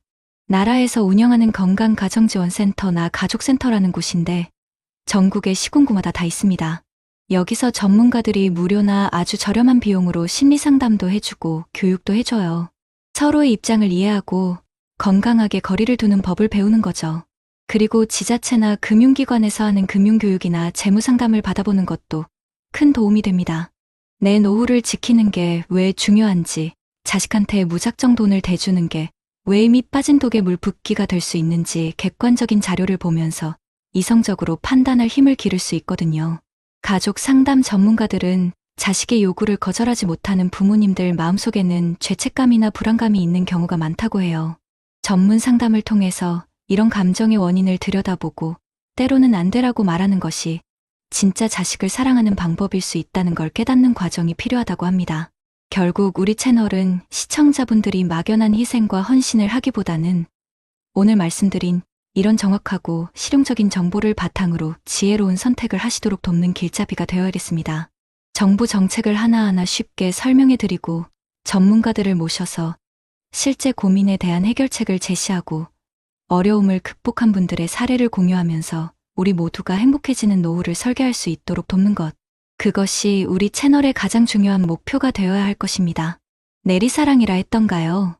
내 모든 계절을 기꺼이 내어주어 그대라는 꽃을 피웠습니다. 뜨거운 여름 떼약볕은 나의 등이 막아주고 시린 겨울 눈보라는 나의 가슴으로 녹였습니다. 이제 황혼의 언덕에 서서 닳아버린 내 신발 한 켤레를 내려다보니 문득 깨닫습니다. 나 또한 뚜벅뚜벅 걸어가야 할 길이 아직 남아있다는 것을. 그 길의 끝에서 환하게 웃으며 그대를 맞이하기 위해 이제는 나를 위한 걸음을 떼어봅니다. 오늘 저희가 함께 나눈 이야기들, 마음 한편이 저리고 아려오시진 않으셨는지요? 한 분의 아버지는 아버지의 낡은 구두처럼 자식의 앞길을 닦아주느라 자신의 무릎과 어깨, 심장까지 모든 것을 달아 없앴습니다. 자식이 딛고 선 땅이 푹신하기를 바라는 마음에 당신의 노후라는 단단한 땅을 모두 파내어 주었습니다. 그 끝에 남은 것은 위태롭게 흔들리는 자식과 텅 비어버린 노후, 그리고 하염없이 흐르는 후회의 눈물뿐이었습니다. 그 숭고한 희생이 되려 모두를 아프게 하는 가시가 되어 돌아온 것입니다. 하지만 다른 한 분의 아버지는 달랐습니다. 아버지의 단단한 지갑처럼 굳게 닫힌 그 모습은 얼핏 냉정해 보였을지 모릅니다. 서운함에 등을 돌리는 자식의 뒷모습을 보며 분명 가슴이 미어지는 고통을 느끼셨을 겁니다. 하지만 그 단호함 속에는 더 크고 깊은 사랑이 숨어 있었습니다. 자식이 스스로의 힘으로 광야에 우뚝 서는 법을 가르쳐 주기 위함이었고, 훗날 서로가 짐이 되지 않고 웃으며 마주할 든든한 노후를 지키기 위함이었습니다. 잠시의 원망을 감수하는 용기, 그것이야말로 부모와 자식 모두를 지켜내는 진짜 현명한 사랑이었습니다. 어르신, 지금 어르신의 모습은 어느 쪽에 더 가까우신가요? 혹시 낡은 구두처럼 모든 것이 닳아 없어질 때까지 내어주고 계시지는 않으신지요? 자식을 외면하라는 말이 결코 아닙니다. 맹목적인 희생이 아닌 지혜로운 사랑을 하자는 가슴 아픈 외침입니다. 우리가 오늘 함께 이야기 나눈 주택연금, 기초연금, 노인일자리 사업과 같은 제도들은 단순히 돈을 주는 것을 넘어 어르신들께서 스스로의 삶을 당당히 지켜나갈 수 있도록 나라가 마련해준 든든한 울타리입니다. 또한 자녀와의 갈등으로 힘겨울 때 기댈 수 있는 가족 상담은 서로에게 상처 주지 않고 건강한 거리를 찾는 법을 알려주는 따뜻한 길잡이가 되어줄 것입니다. 이 모든 것은 우리 자녀들이 부모라는 그늘 아래서 시드는 꽃이 아니라 스스로의 힘으로 거친 비바람을 이겨내고 햇살을 향해 뻗어가는 튼튼한 나무로 자라게 하기 위함입니다. 그리고 우리 스스로는 그 모습을 흐뭇하게 바라보며 온전히 나 자신을 위한 평온하고 안락한 시간을 누리기 위함입니다. 그것이 바로 우리 모두가 꿈꾸는 행복한 노후의 풍경이 아닐까요? 어르신들의 삶은 그 자체로 위대한 역사입니다. 피와 땀으로 가족을 일구고 치열했던 세월의 파도를 넘어 이제야 황혼의 항구에 다다랐는데 텅 빈 배로 남은 생을 표류해서는 안 되지 않겠습니까? 자식에게 손 벌리지 않고 악착같이 모아둔 내 노후 자금. 단 한 번의 수술로 전부 사라진다면 어떡하시겠습니까? 요즘 뉴스만 봐도 아이들 대출 이자 내기도 벅차다는데 아픈 부모가 짐이 될까 밤잠 설치신 적은 없으신가요? 그런데 놀랍게도 우리 주변엔 자식 도움 없이 오히려 매달 100만 원씩 통장에 꽂아주며 90세까지 꼿꼿하게 사는 분들이 있습니다. 이미 수만 명이 따라하며 효과를 본 이분들의 노후 습관, 이것을 모르시면 남은 인생은 병원과 자식 눈치만 보며 끝나게 될지도 모릅니다. 오늘 그 누구에게도 의지하지 않는 당당한 노후를 만드는 3가지 전부 공개합니다. 여러분은 평생을 지켜온 자부심이 한순간에 무너져 내리는 경험을 해보신 적 있으십니까? 쇠를 깎고 철을 다듬어 한평생 가족의 울타리가 되어주었던 한 남자의 단단했던 어깨가 세월의 무게 앞에 속절없이 주저앉는 순간의 말입니다. 오늘 우리는 그 남자의 깊은 주름 속에 숨겨진 진짜 이야기를 들여다보려 합니다. 박만식 씨, 올해 68. 그의 아침은 늘 베란다의 난초와 함께 시작된다. 먼지 하나 없이 닦아낸 잎사귀를 매만지는 그의 손길은 마치가 태어난 손주를 다루듯 조심스럽고 정중하다. 30년간 기계 부품 공장의 현장 팀장으로 일하며 단 한 번의 오차도 용납하지 않았던 깐깐함이 정년 퇴직 후엔 고스란히 이 작은 식물들에게로 옮겨갔다. 아내 이순자 씨는 그런 남편이 답답하면서도 짠했다. 여보, 그만 좀 들여다봐요. 그러다 난초랑 살림 차리겠네. 나가서 걷기라도 좀 하지. 순자 씨의 잔소리는 만식 씨에겐 그저 배경음악 같은 것이었다. 알았어. 알았다고. 당신은 밥이나 해. 이따가 한 바퀴 돌고 올 테니. 그는 여전히 이 집의 가장이었고 가장의 말은 무거워했다. 그의 자부심은 바로 그 무게감에서 나왔다. 그에게는 눈에 넣어도 아프지 않을 아들 내외와 토끼 같은 손녀가 있었다. 한 달에 한 번 아들 박진우가 처자식을 데리고 오는 날은 만식 씨의 무뚝뚝한 얼굴에 드물게 웃음꽃이 피는 날이었다. 하지만 그 웃음 뒤에는 늘 서늘한 현실이 그림자처럼 따라붙었다. 아버지, 요즘 대출 이자가 너무 올라서 죽겠어요. 애 학원비도 그렇고 연끌까지 해서 산 집인데 이게 맞나 싶네요. 아들의 푸념 섞인 하소연을 들을 때마다 만식 씨는 속으로 칼날을 삼키는 기분이었다. 내가 능력이 좀 더 있었더라면. 하지만 그는 겉으로 내색하지 않았다. 대신 두둑한 봉투를 아들의 주머니에 찔러주는 것으로 아버지의 역할을 대신했다. 힘들면 말해라. 애비가 아직은 괜찮다. 그 말이 평생을 바쳐 쌓아올린 그의 성벽이자 마지막 자존심이었다. 그날도 여느 때와 같은 평범한 오후였다. 순자 씨의 등살에 못 이겨 운동 삼아 동네 뒷산을 오르던 길이었다. 늘 오르던 길인데 이상하게 숨이 찼다. 가슴 한구석이 뻐근하게 조여오는 느낌과 함께 눈앞이 아찔하게 흔들렸다. 이게 왜 이래?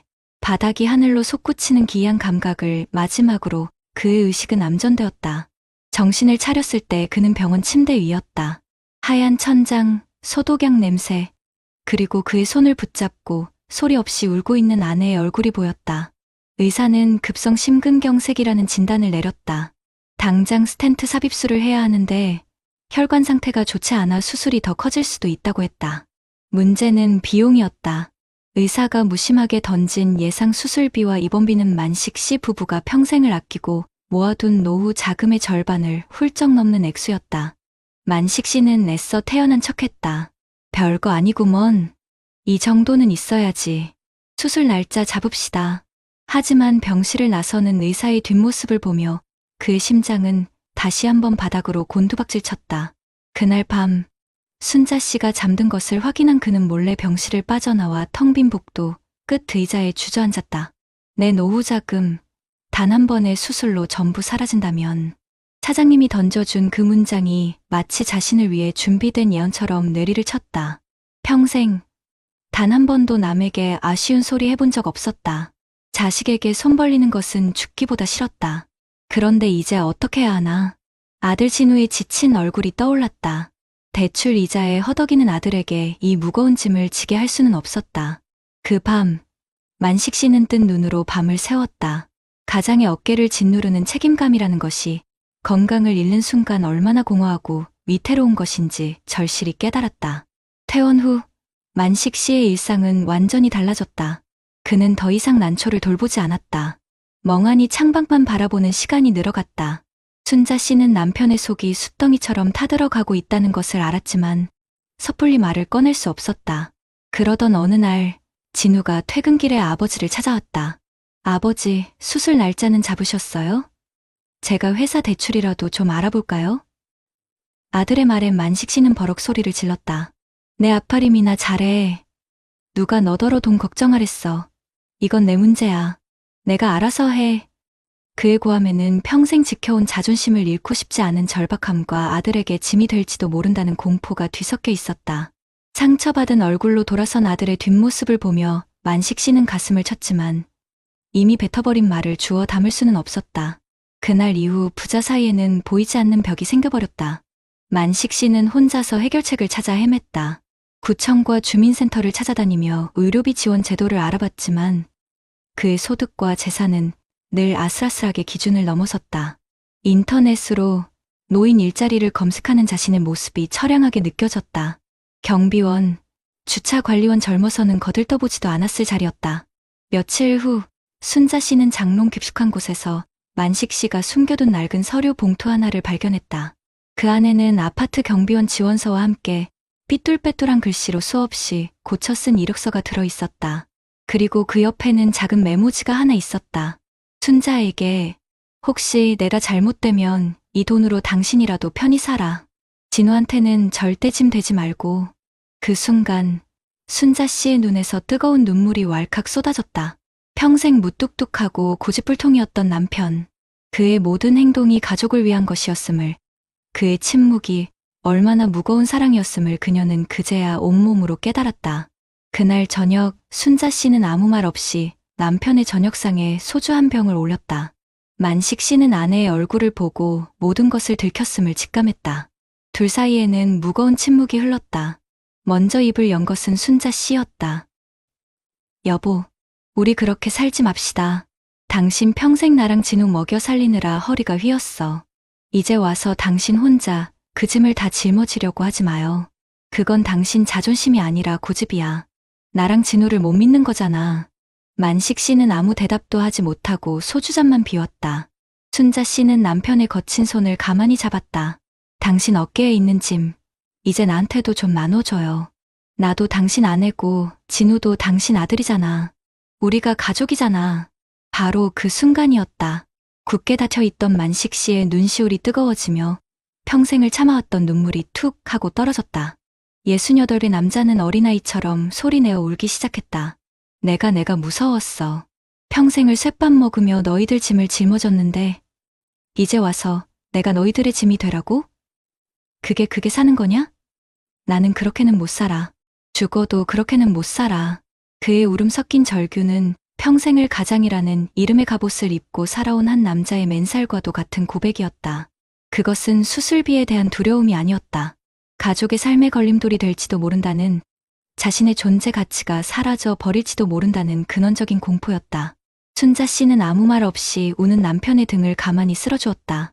그 어떤 위로의 말보다 따뜻한 손길이 그의 무너진 마음을 어루만지고 있었다. 마침 현관문이 열리고 며칠 만에 찾아온 진우가 그 광경을 보고 우뚝 멈춰섰다. 아버지의 우는 모습을 태어나서 처음 본 그는 모든 상황을 직감했다. 그는 조용히 부모님 앞에 앉아 통장 하나를 내밀었다. 아버지, 어머니, 이거 저희 집 전세로 돌리고 남는 돈이에요. 큰 돈은 아니지만 일단 이걸로 수술부터 하세요. 만식 씨는 고개를 저었다. 안 돼. 내 집이야. 내 처자식이 살아야 할 집이라고. 진우는 아버지의 손을 굳게 잡았다. 아버지가 제 집이었어요. 아버지가 평생 땀 흘려 지어주신 집에서 제가 살았잖아요. 이제는 제가 아버지의 집이 되어드릴게요. 집은 나중에 다시 사면 돼요. 하지만 아버지는 제게 단 한 분뿐이에요. 아들의 진심 어린 말에 만식 씨는 더 이상 아무 말도 할 수 없었다. 그는 그저 아들의 손을 마주 잡고 고개를 떨굴 뿐이었다. 가족이라는 이름의 무게는 혼자 짊어지는 것이 아니라 함께 나누어 드는 것임을 그는 비로소 깨닫고 있었다. 한 달 후, 만식 씨는 성공적으로 수술을 마쳤다. 아직은 거동이 불편했지만 그의 얼굴에는 이전에는 볼 수 없었던 편안함이 깃들어 있었다. 주말 오후, 그는 순자 씨의 부축을 받으며 천천히 동네 공원을 산책했다. 예전에는 귀찮기만 했던 아내의 잔소리가 이제는 정겹게 들렸다. 거 봐요. 내가 걷는 게 보약이라고 했지. 매일 이렇게 나랑 같이 걸어요. 응? 만식 씨는 말없이 고개를 끄덕이며 아내의 손을 꽉 잡았다. 그의 시선은 공원 벤치에 앉아있는 다른 노부부들에게로 향했다. 그들의 얼굴에도 각자의 사연과 세월의 흔적이 깊게 새겨져 있었다. 그는 깨달았다. 노후라는 것은 단순히 돈과 건강만으로 완성되는 것이 아니었다. 자신의 약함을 인정하고 기꺼이 기댈 수 있는 사람, 나의 가장 아픈 속내를 털어놓고 함께 울어줄 수 있는 마음의 동반자가 있을 때 비로소 진정으로 단단해질 수 있다는 것을. 그의 곁에는 평생의 동반자인 아내가 있었고 든든한 버팀목이 되어준 아들이 있었다.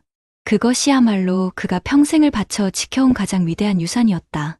저 멀리서 손녀가 달려오며 할아버지 하고 외쳤다. 만식 씨는 아이를 향해 활짝 웃으며 손을 흔들었다. 그의 얼굴에 비친 오후의 햇살은 그 어느 때보다 따스하고 눈부셨다. 여러분 어떠시나요? 위의 사례는 정말 비참하고 서글픈 인생 아닌가요? 하지만 지금부터 소개해드리는 사례는 정반대의 선택으로 행복한 노후를 보내고 있는 분을 소개해드리겠습니다. 71살의 김성철 씨. 그의 하루는 동네 노인복지관의 탁구장 라켓 소리와 함께 활기차게 열립니다. 30년 넘게 고등학교에서 수학을 가르치다 정년퇴임한 그는 은퇴 후에도 복지관 서예반 총무를 맡으며 웬만한 청년 못지않은 바쁜 나날을 보내고 있습니다. 그의 곁에는 늘 아내 최인숙 씨가 함께합니다. 여보, 오늘 스매싱이 영 자세가 안 나오네. 어깨 너무 올라갔어요. 알았수다, 최 여사. 당신은 서예반 회비나 잘 챙겨. 이따가 회원들이랑 점심 먹고 들어갈 테니. 부부의 대화는 늘 이렇게 티격태격 정겹습니다. 성철 씨에게 가장의 무게란 혼자 짊어지는 짐이 아니라 아내와 함께 마주드는 인생의 동반자라는 의미였습니다. 그의 든든함은 바로 그 함께라는 가치에서 나왔습니다. 부부에겐 번듯한 중견기업에 다니는 아들 현준 씨와 사랑스러운 손녀가 있습니다. 아들 내외는 독립한 후에도 일주일에 한 번은 꼭 부모님 댁에 들러 저녁을 함께 했습니다. 그 시간은 성철 씨 부부에게 가장 큰 행복이었습니다.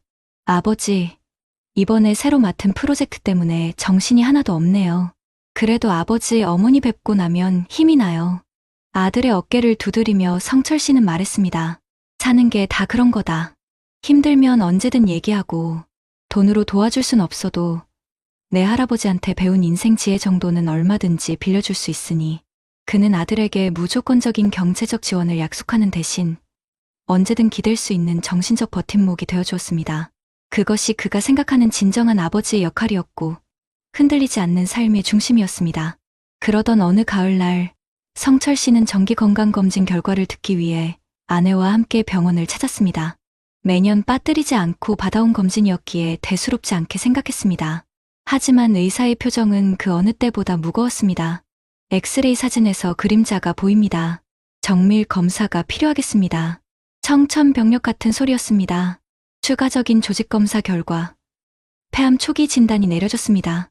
늘 건강을 자신했던 성철 씨에게 암 선고는 하늘이 무너지는 듯한 충격이었습니다.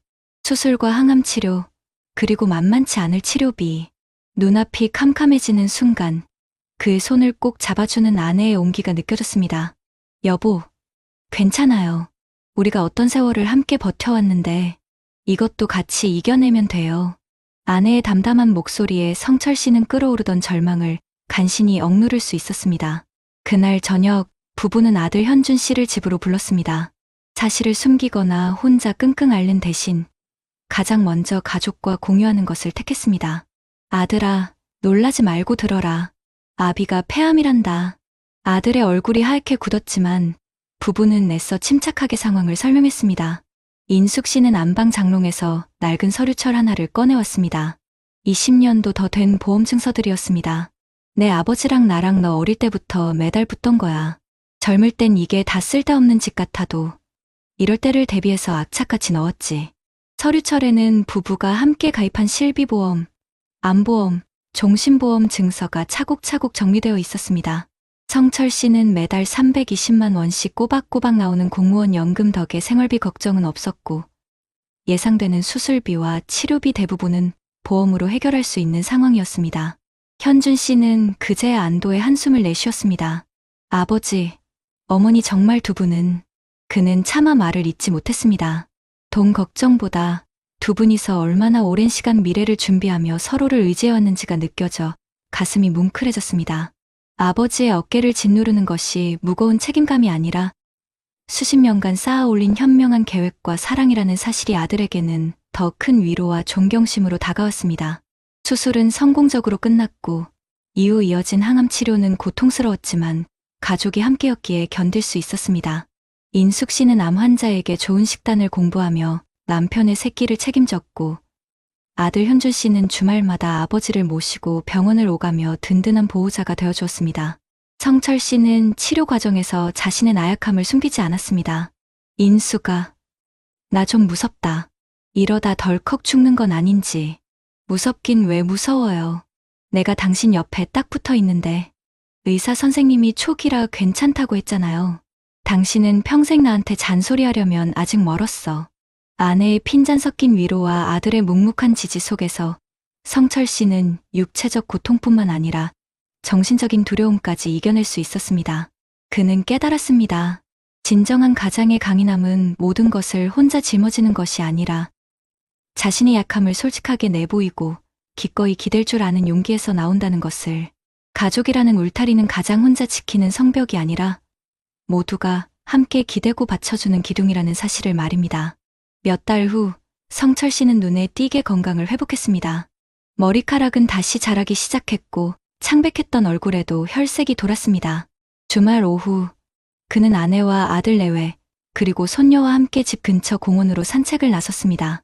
예전처럼 힘차게 걷지는 못했지만 한 걸음 한 걸음 내딛는 그의 발걸음에는 삶에 대한 감사함이 가득했습니다. 할아버지, 저기 꽃 봐요. 예쁘다. 손녀의 손을 잡고 꽃을 들여다보는 성철 씨의 얼굴에 따스한 미소가 번졌습니다. 그는 문득 주변을 둘러보았습니다. 자신들처럼 단란하게 산책을 즐기는 가족들, 벤치에 앉아 도란도란 이야기를 나누는 노부부의 모습이 눈에 들어왔습니다. 모두가 각자의 무게를 지고 살아가지만 그 곁에는 함께 그 무게를 나누는 사람들이 있었습니다. 노후의 행복이란 통장의 잔고나 건강한 신체만으로 결정되는 것이 아니었습니다. 수십 년의 세월 동안 함께 신뢰를 쌓고 인생의 희로애락을 공유하며 가장 힘든 순간에 기꺼이 서로의 짐을 나누어 질 수 있는 관계야말로 그 어떤 연금이나 보험보다 든든한 노후의 자산이라는 것을 그는 온몸으로 느끼고 있었습니다. 그의 곁에는 평생의 지혜로운 동반자인 아내가 있었고 든든한 언덕이 되어준 아들이 있었습니다. 그것이야말로 그가 평생을 바쳐 이룩한 가장 위대한 것이었습니다. 선녀의 웃음소리가 공원에 울려 퍼졌고 가족을 비추는 오후의 햇살은 더없이 평화롭고 찬란했습니다. 앞선 사례들을 잘 보셨나요? 이런 문제들과 관련해서 전문가들과 통계 자료를 소개해드리겠습니다. 아마 들으시면 깜짝 놀라실 겁니다. 박만식 어르신의 이야기가 결코 남의 이야기가 아니라는 걸 바로 알게 되실 테니까요. 나라에서 조사한 걸 보니까 우리 어르신들 한 분이 1년에 병원비로 쓰는 돈이 평균 543만 원이나 된대요. 이게 젊은 사람들보다 2배하고도 훨씬 넘는 돈입니다. 다시 말해서 평생 쓸 병원비의 거의 절반을 60대 넘어서 다 쓴다는 말이거든요. 그러니 박만식 어르신처럼 갑자기 급성 심근경색 같은 큰 병이 찾아오면 평생 자식들 위해 악착같이 모아둔 돈이 한순간에 사라지는 게 이상한 일이 아닌 겁니다. 실제로 요즘 파산 신청하는 분들 열의 넷이 60대 이상 어르신들이고 왜 그렇게 힘들어지셨나 여쭤보면 생활고 다음으로 가장 많은 게 바로 이 병원비 때문이라고 합니다. 박만식 어르신이 수술비 앞에서 평생 지켜온 자부심을 내려놓고 얼마나 막막하셨을지 그 마음이 고스란히 느껴지는 대목이죠. 그런데 정말 무서운 건 돈 문제만이 아닙니다. 바로 마음의 병, 외로움입니다.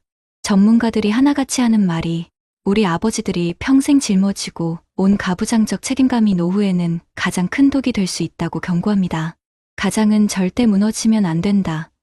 아무리 힘들어도 자식한테는 손 벌릴 수 없다. 이 강한 마음이 오히려 아들과의 대화를 막아버리고 도움을 받을 수 있는 마지막 기회까지 스스로 차단하게 만드는 거죠. 이건 단순히 돈이 없는 것보다 더 무서운 관계의 파산으로 이어집니다. 결국 혼자 경비원 자리라도 알아보려고 이력서를 쓰셨던 박만식 어르신의 그 쓸쓸한 뒷모습이 바로 수많은 우리 아버지들의 아픈 현실을 보여주는 겁니다. 그럼 반대로 김성철 어르신은 어떻게 그 위기를 지혜롭게 넘기셨을까요? 비결은 아주 간단한 3가지 원칙에 있었습니다. 바로 건강, 돈, 관계 이 3가지를 균형 있게 챙기신 거죠. 똑같이 폐암 초기라는 큰 병을 만났지만 그 결과는 완전히 달랐습니다. 첫 번째로 김성철 어르신은 든든한 경제적 방파제를 미리 만들어 두셨어요. 물론 공무원 연금이라는 안정적인 돈줄이 있으셨지만 거기에 만족하지 않으셨습니다. 혹시 모를 상황에 대비해서 실비보험이랑 암보험을 차곡차곡 준비해 두신 거죠.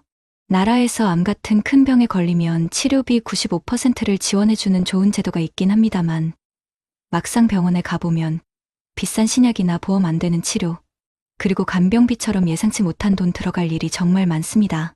우리 어르신들 7분 중에 1분이 암을 겪는다는 통계가 있을 정도니 암은 이제 정말 남의 일이 아니거든요.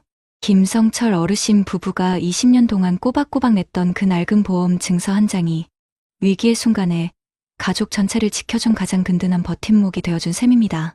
두 번째 비결은 건강을 운에 맡기지 않고 관리해야 할 내 자산이라고 생각하신 겁니다. 꾸준히 건강검진을 받으셨기 때문에 폐암을 초기에 발견할 수 있었고 이게 치료 결과를 좋게 만든 결정적인 이유가 됐죠. 우리나라 어르신들이 평균적으로 만성질환을 2개 이상 가지고 계시다고 해요. 오래 사는 것도 중요하지만 아프지 않고 건강하게 사는 게 더 중요하지 않겠습니까? 김성철 어르신의 꾸준한 자기 관리가 바로 그 정답을 보여준 겁니다. 마지막으로 가장 중요한 3번째 비결, 바로 관계의 자산을 지키신 겁니다. 암 진단을 받자마자 이걸 숨기거나 혼자 끙끙 앓지 않으시고 가장 먼저 아들에게 털어놓으셨죠. 내 문제는 내가 알아서 한다면서 아들을 밀어냈던 박만식 어르신과는 완전히 다른 모습입니다. 노년기 정신건강 전문가들은 내 아프고 약한 모습을 가족에게 솔직하게 보여주고 기댈 수 있는 용기야말로 진짜 강한 거라고 입을 모아 이야기합니다. 김성철 어르신은 아들에게 돈 걱정을 물려주는 대신 아버지의 지혜로운 모습을 보여주면서 정신적인 버팀목이 되어주셨고 아들은 그런 아버지를 보면서 더 큰 존경심과 사랑을 느끼게 된 거죠. 위기 앞에서 가족의 믿음과 사랑이 오히려 더 단단해진 겁니다. 요즘 어르신들 새 집 건너 한 집이 혼자 사시는 시대인데 이럴 때일수록 기댈 수 있는 가족이야말로 세상 그 어떤 보험보다 든든한 안전장치가 아닐까요? 박만식 어르신과 김성철 어르신의 이야기는 우리에게 아주 분명한 교훈을 줍니다. 행복한 노후는 단순히 통장에 돈이 많다고 해서 저절로 찾아오는 게 아니라는 사실을요. 언제 닥칠지 모르는 병에 대비하는 최소한의 경제적 준비, 그리고 내 몸을 아끼고 꾸준히 돌보는 습관, 마지막으로 가장 힘들고 어려운 순간에 내 속마음을 털어놓고 기댈 수 있는 가족과의 깊은 믿음. 이 세 가지가 함께 있어야만 진짜 행복한 노후를 만들 수 있는 겁니다. 특히 평생 가장이라는 무거운 갑옷을 입고 가족을 위해 모든 걸 바치신 우리 아버지들. 이제는 그 무거운 짐을 가족과 함께 나누어 드는 용기가 필요합니다. 그건 절대 자존심을 버리는 일이 아닙니다. 오히려 내 가족의 사랑을 끝까지 믿는다는 가장 강한 신뢰의 표현이고 인생을 가장 지혜롭게 살아가는 방법일 겁니다. 저희 채널은 앞으로도 이렇게 깊이 있는 분석과 따뜻한 조언을 통해서 우리 모든 시청자분들이 김성철 어르신처럼 단단하고 행복한 노후를 맞이하실 수 있도록 항상 곁에서 든든한 길잡이가 되어드리겠습니다. 그렇다면 납선 사례들을 해결할 수 있는 방법은 무엇이 있을까요? 사실 박만식 씨처럼 예기치 못한 질병으로 평생 쌓아온 자부심이 한순간에 무너져 내리는 그런 가슴 아픈 상황? 혹은 김성철 씨처럼 든든한 준비 덕분에 오히려 위기를 가족의 사랑을 다시 한번 확인하는 계기로 만드는 상황? 이 두 갈래 길 앞에서 어떤 길을 선택하게 될지는 개인의 노력만으로 결정되는 건 아닌 것 같습니다. 정말 다행스럽게도 우리 대한민국 정부와 각 지방자치단체는 시니어 여러분이 박만식 씨의 절망이 아닌 김성철 씨의 지뢰를 선택하실 수 있도록 아주 다양한 정책적 안전망을 촘촘하게 마련해두고 있습니다. 먼저 그놈의 돈 문제, 의료 파산의 공포. 이거 정말 남일 같지 않고 무섭잖아요. 하지만 국가의 2중, 3중 안전망으로 충분히 막을 수 있다는 사실 알고 계셨나요? 박만식 씨가 그 큰 수술비 앞에서 절망했던 이유가 뭐였겠어요? 바로 국민건강보험만으로는 감당하기 힘든 비급여 항목이나 간병비 같은 추가 비용에 대한 막막함 때문이었잖아요. 많은 분들이 비슷한 걱정을 하시는데 사실 우리가 잘 몰라서 그렇지 국가 지원 제도를 통해서 그 부담을 생각보다 크게 덜 수 있습니다. 첫 번째 방파제가 바로 재난적 의료비 지원 사업이라는 겁니다. 혹시 김성철 씨처럼 미리 들어놓은 암보험 같은 사적인 보험이 없는 분들이라면 이게 가장 강력한 국가 안전망이라고 할 수 있어요. 내 소득에 비해서 의료비가 너무 과도하게 나왔을 때, 예를 들어 연소득의 10%를 훌쩍 넘는 큰 돈이 병원비로 나갔을 때 연간 최대 5천만 원까지 비급여 항목을 포함해서 본인이 낸 의료비의 상당 부분을 지원해주는 정말 고마운 제도입니다. 소득 수준에 따라서 50%에서 많게는 80%까지 지원해주니까 정말 큰 힘이 되겠죠. 그러니까 박만식 씨처럼 갑작스러운 중증질환으로 막대한 병원비가 나왔다면 가장 먼저 국민건강보험공단에 달려가서 이걸 신청해야 하는 겁니다. 잊지 마세요. 그리고 두 번째 방파제는 바로 노인장기요양보험입니다. 큰 수술을 받고 나서 회복하는 과정이나 만성질환으로 거동이 불편해졌을 때 이 간병 문제가 또 하나의 거대한 장벽처럼 느껴지잖아요. 이때 이 제도가 정말 실질적인 도움이 됩니다. 만 65세 이상 어르신께서 거동이 불편해서 장기요양 등급이라는 걸 받으시면 요양보호사님이 집으로 직접 찾아와서 돌봄을 제공하는 방문요양 서비스나 요양시설에 입소할 수 있는 시설급여, 비용의 80%에서 85%라는 아주 큰 부분을 국가에서 지원해줍니다. 이건 단순히 돈을 아끼는 차원을 넘어서 간병 때문에 우리 자녀들이 힘들어하는 그 무거운 부담을 덜어주고 또 우리 어르신들이 마지막까지 존엄한 노후를 보낼 수 있게 하는 핵심적인 제도라고 할 수 있습니다. 전문가들도 항상 이구동성으로 강조하는 말이 공적인 제도를 충분히 활용하는 게 진짜 노후 준비의 첫걸음이라고 하더라고요. 국가 지원 제도가 어떤 게 있고 또 나는 어느 정도 지원을 받을 수 있는지 미리미리 파악해두고 그러고도 부족할 수 있는 생활비나 일부 비급여, 항목 정도만 월 2만 원에서 3만 원 수준의 저렴한 실손보험으로 보완하는 게 가장 현실적이고 지혜로운 노후 의료비 대책이라는 거죠. 다음으로 관계 파산의 고립감. 이건 돈 문제보다 더 무서울 수 있습니다. 박만식 씨가 평생 짊어져 온 가장이라는 책임감에 갇혀서 아들과의 소통마저 끊어버리고 홀로 고립됐던 모습. 이게 어디 박만식 씨만의 이야기겠습니까? 많은 분들이 겪는 아픔이죠. 이런 심리적, 관계적인 위기를 해결하기 위해서 정부가 다양한 사회 참여 및 정신건강 지원 정책을 운영하고 있습니다. 대표적인 게 바로 노인 일자리 사업인데요. 박만식 씨가 처량하게 경비원 자리를 알아봤지만 정부가 지원하는 노인 일자리는 단순한 생계유지를 넘어서 사회에 다시 참여하고 잃어버렸던 자존감을 회복할 소중한 기회를 줍니다. 다른 어려운 어르신들을 돌보는 보람있는 공익활동형 일자리도 있고 자신의 화려했던 예전 경력과 경험을 활용하는 사회 서비스형 일자리도 있고요. 어르신들끼리 힘을 합쳐 실버 카페나 공동작업장을 운영하는 시장형 일자리처럼 그 종류도 아주 다양합니다. 월 30만 원에서 70만 원 정도의 소득도 생기고 무엇보다 규칙적인 생활을 하면서 새로운 사람들도 만나고 어울리니까 자연스럽게 외로움이나 고립감에서 벗어날 수 있는 겁니다. 또 마음의 짐을 나눌 곳도 분명히 있습니다. 내가 괜히 가족에게 짐이 되는 건 아닐까 하는 생각에 혼자 끙끙 앓지 마시고 각 시군구에 설치된 정신건강복지센터의 문을 한번 두드려보세요. 전문가에게 우울증이나 불안 같은 마음의 쌓인 문제에 대해서 편안하게 그것도 무료로 심리상담을 받을 수 있습니다. 그리고 거동이 불편하거나 사회적으로 고립된 어르신들을 위해서 생활지원사님이 정기적으로 댁에 방문해서 안부도 확인하고 사렵게 말벗이 되어주는 노인 맞춤 돌봄 서비스도 있습니다. 이게 혼자 계신 어르신들의 고독사를 예방하고 정서적인 지지를 제공하는 아주 훌륭하고 따뜻한 안전망입니다. 전문가들이 그러는데 특히 은퇴 후에 남성분들에게 가장 필요한 게 평생 입고 있던 가장이라는 무거운 갑옷을 벗어 던지고 자신의 약한 모습을 솔직하게 드러낼 용기라고 합니다.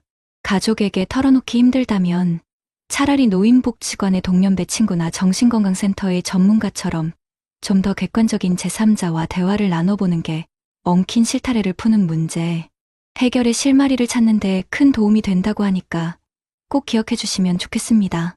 마지막으로 건강. 이건 정말 지킬 수 있을 때 지켜야 합니다. 김성철 씨가 폐암을 조기에 발견할 수 있었던 결정적인 계기가 뭐였습니까? 바로 정기건강검진이었잖아요. 국가는 모든 국민이 최소한의 비용으로 자신의 건강을 지킬 수 있도록 든든하게 돕고 있습니다. 만 65세 이상 어르신은 2년마다 일반건강검진을 무료로 받으실 수 있고 특히 만 66세부터는 인지기능장애, 우리가 걱정하는 치매에 대한 선별검사도 추가됩니다. 또 한국인에게 많이 발생하는 위암, 간암, 대장암, 유방암, 자궁경부암, 폐암에 대한 6대 암검진도 대부분 무료거나 본인이 내는 돈이 10%밖에 안 돼요. 정말 김성철 씨 사례처럼 이 정기적인 검진이야말로 작은 비용으로 의료, 파산이라는 어마어마한 위험을 막는 가장 확실하고 현명한 투자라고 할 수 있습니다. 그리고 멀리 갈 필요도 없이 우리 동네 가까운 보건소에서도 큰 도움을 받을 수 있습니다. 고혈압이나 당뇨병 같은 만성질환은 꾸준한 관리가 생명이잖아요. 각 지역 보건소에서 혈압, 혈당 측정은 기본이고 저렴한 비용으로 합병증 검사를 지원하고 운동이나 영양상담 프로그램도 알차게 운영해서 우리 시니어 여러분이 스스로 건강을 관리할 수 있도록 돕고 있습니다. 결국 박만식 씨와 김성철 씨의 이야기는 우리에게 중요한 사실을 알려줍니다. 노후 준비라는 게 단순히 돈을 많이 모으는 행위를 넘어서서 우리가 이용할 수 있는 국가 제도를 적극적으로 찾아보고 학습하고 건강을 꾸준히 관리하며 가장 가까운 가족과 이웃, 사회와 열린 마음으로 소통하는 삶의 지혜 그 자체라는 것을요. 저희 채널은 앞으로도 시니어 여러분이 이 지혜로운 길을 뚜벅뚜벅 걸어가실 수 있도록 대한민국 곳곳에 숨어있는 유용한 정책과 알짜 정보를 발굴해서 여러분 곁에서 든든한 동반자가 되어드리겠습니다. 한평생 짊어지고 온 삶의 무게가 어깨를 짓누르는 황혼의 길목에서 홀로 남겨졌다는 막막함에 서러워질 때 누군가 가만히 다가와 등을 토닥여주며 말합니다. 당신은 결코 혼자가 아니라고, 우리가 함께 이 길을 걸어드리겠노라고. 오늘 우리는 인생이라는 거친 바다 위에서 예기치 못한 폭풍우를 만나 너무도 다른 항해를 이어간 두 분의 선장님, 박만식님과 김성철님의 이야기를 함께 들여다보았습니다. 한 분은 평생 쌓아온 다장이라는 자부심의 성벽 안에 스스로를 가둔 채 절망이라는 차가운 파도에 휩쓸려 홀로 고립된 섬이 되어가셨습니다. 그 단단했던 어깨 위로 쏟아지는 병마와 가난의 비를 피할 곳 없이 온몸으로 맞으며 아들에게조차 차마 기댈 수 없었던 그분의 뒷모습에서 우리는 애써 외면하고 싶었던 우리 자신의 불안한 미래를 보았을지도 모릅니다. 반면 다른 한 분은 지혜라는 등대를 미리 밝혀두고 가족이라는 든든한 항구로 기꺼이 뱃머리를 돌리셨습니다. 인생 최대의 위기 앞에서 미안하다는 말 대신 함께 이겨내자는 용기를 선택했고 캄캄한 절망의 순간을 오히려 가족의 사랑이 얼마나 위대한지를 확인하는 눈부신 기회로 바꾸어 놓으셨습니다. 그분의 온화한 미소 속에서 우리는 막연하게 꿈꿔왔던 바로 그 따뜻하고 존엄한 노후의 풍경을 발견할 수 있었습니다. 벼랑 끝에 선박만식 님과 든든한 다리를 건너는 김성철 님. 이 두 갈래의 길은 과연 운명이었을까요? 아닙니다. 그것은 선택의 차이였습니다. 더 정확히 말하자면 도움의 손길을 붙잡을 용기가 있었느냐 없었느냐의 차이였습니다. 오늘 우리가 길게 설명해 드린 재난적 의료비 지원, 노인장기요양보험, 노인 일자리, 그리고 정신건강복지센터와 같은 국가의 수많은 정책들은 결코 서류 속에 잠자고 있는 차가운 글자들이 아닙니다. 그것은 바로 박만식 님처럼 외로운 섬이 되어가는 당신의 어깨를 말없이 감싸 안는 따뜻한 온기이며 칠흑 같은 어둠 속에서 길을 잃지 않도록 당신의 발밑을 비춰주는 한 줄기 밝은 빛입니다. 평생을 가족을 위해 이 사회를 위해 헌신하며 단단한 갑옷을 입고 살아오신 우리 아버님, 어머님들, 이제 그 무거운 갑옷을 벗어 던질 용기를 내주십시오. 아프다고, 힘들다고, 외롭다고 말하는 것은 결코 나약함의 증거가 아닙니다. 오히려 그것은 내 삶을 마지막까지 존엄하게 지켜내려는 가장 위대한 용기이며 나를 사랑하고 내 가족을 진정으로 아끼는 가장 현명한 지혜입니다. 국가가 내미는 손은 자녀에게 짐이 되기 싫은 부모의 그 눈물겨운 마음을 헤아려 마련한 최소한의 버팀목입니다. 당신이 마땅히 누려야 할 권리이며 이 사회가 당신의 헌신에 보내는 뒤늦은 감사의 표시입니다. 그러니 부디 혼자서 모든 짐을 짊어지려 하지 마십시오. 막막한 병원비 앞에서는 국민건강보험공단의 문을 두드리고 외로운 밤이 두려울 땐 노인 맞춤 돌봄 서비스에 전화벨을 울려주십시오. 잃어버린 활력을 되찾고 싶을 땐 노인 일자리 사업에 참여하여 다시 한번 세상과 뜨겁게 악수하고 마음속 응어리가 풀리지 않을 땐 정신건강복지센터의 상담사에게 묵묵히 쌓아온 이야기를 꺼내놓아 주십시오. 김성철 님이 보여주신 지혜로운 노후는 아주 특별하고 부유한 사람만이 누릴 수 있는 특권이 결코 아닙니다. 작은 용기를 내어 주변을 둘러보고 나를 위해 준비된 사회의 손길을 기꺼이 맞잡을 때 우리 모두의 이야기가 될 수 있습니다. 당신의 황혼이 절망의 어둠으로 물들지 않고 사랑과 감사의 온기로 충만한 저녁 노을처럼 아름답게 빛날 수 있도록 저희 채널이 언제나 당신 곁에서 가장 든든한 동행이 되어드리겠습니다. 당신의 삶은 그 자체로 이미 충분히 위대하고 아름답습니다.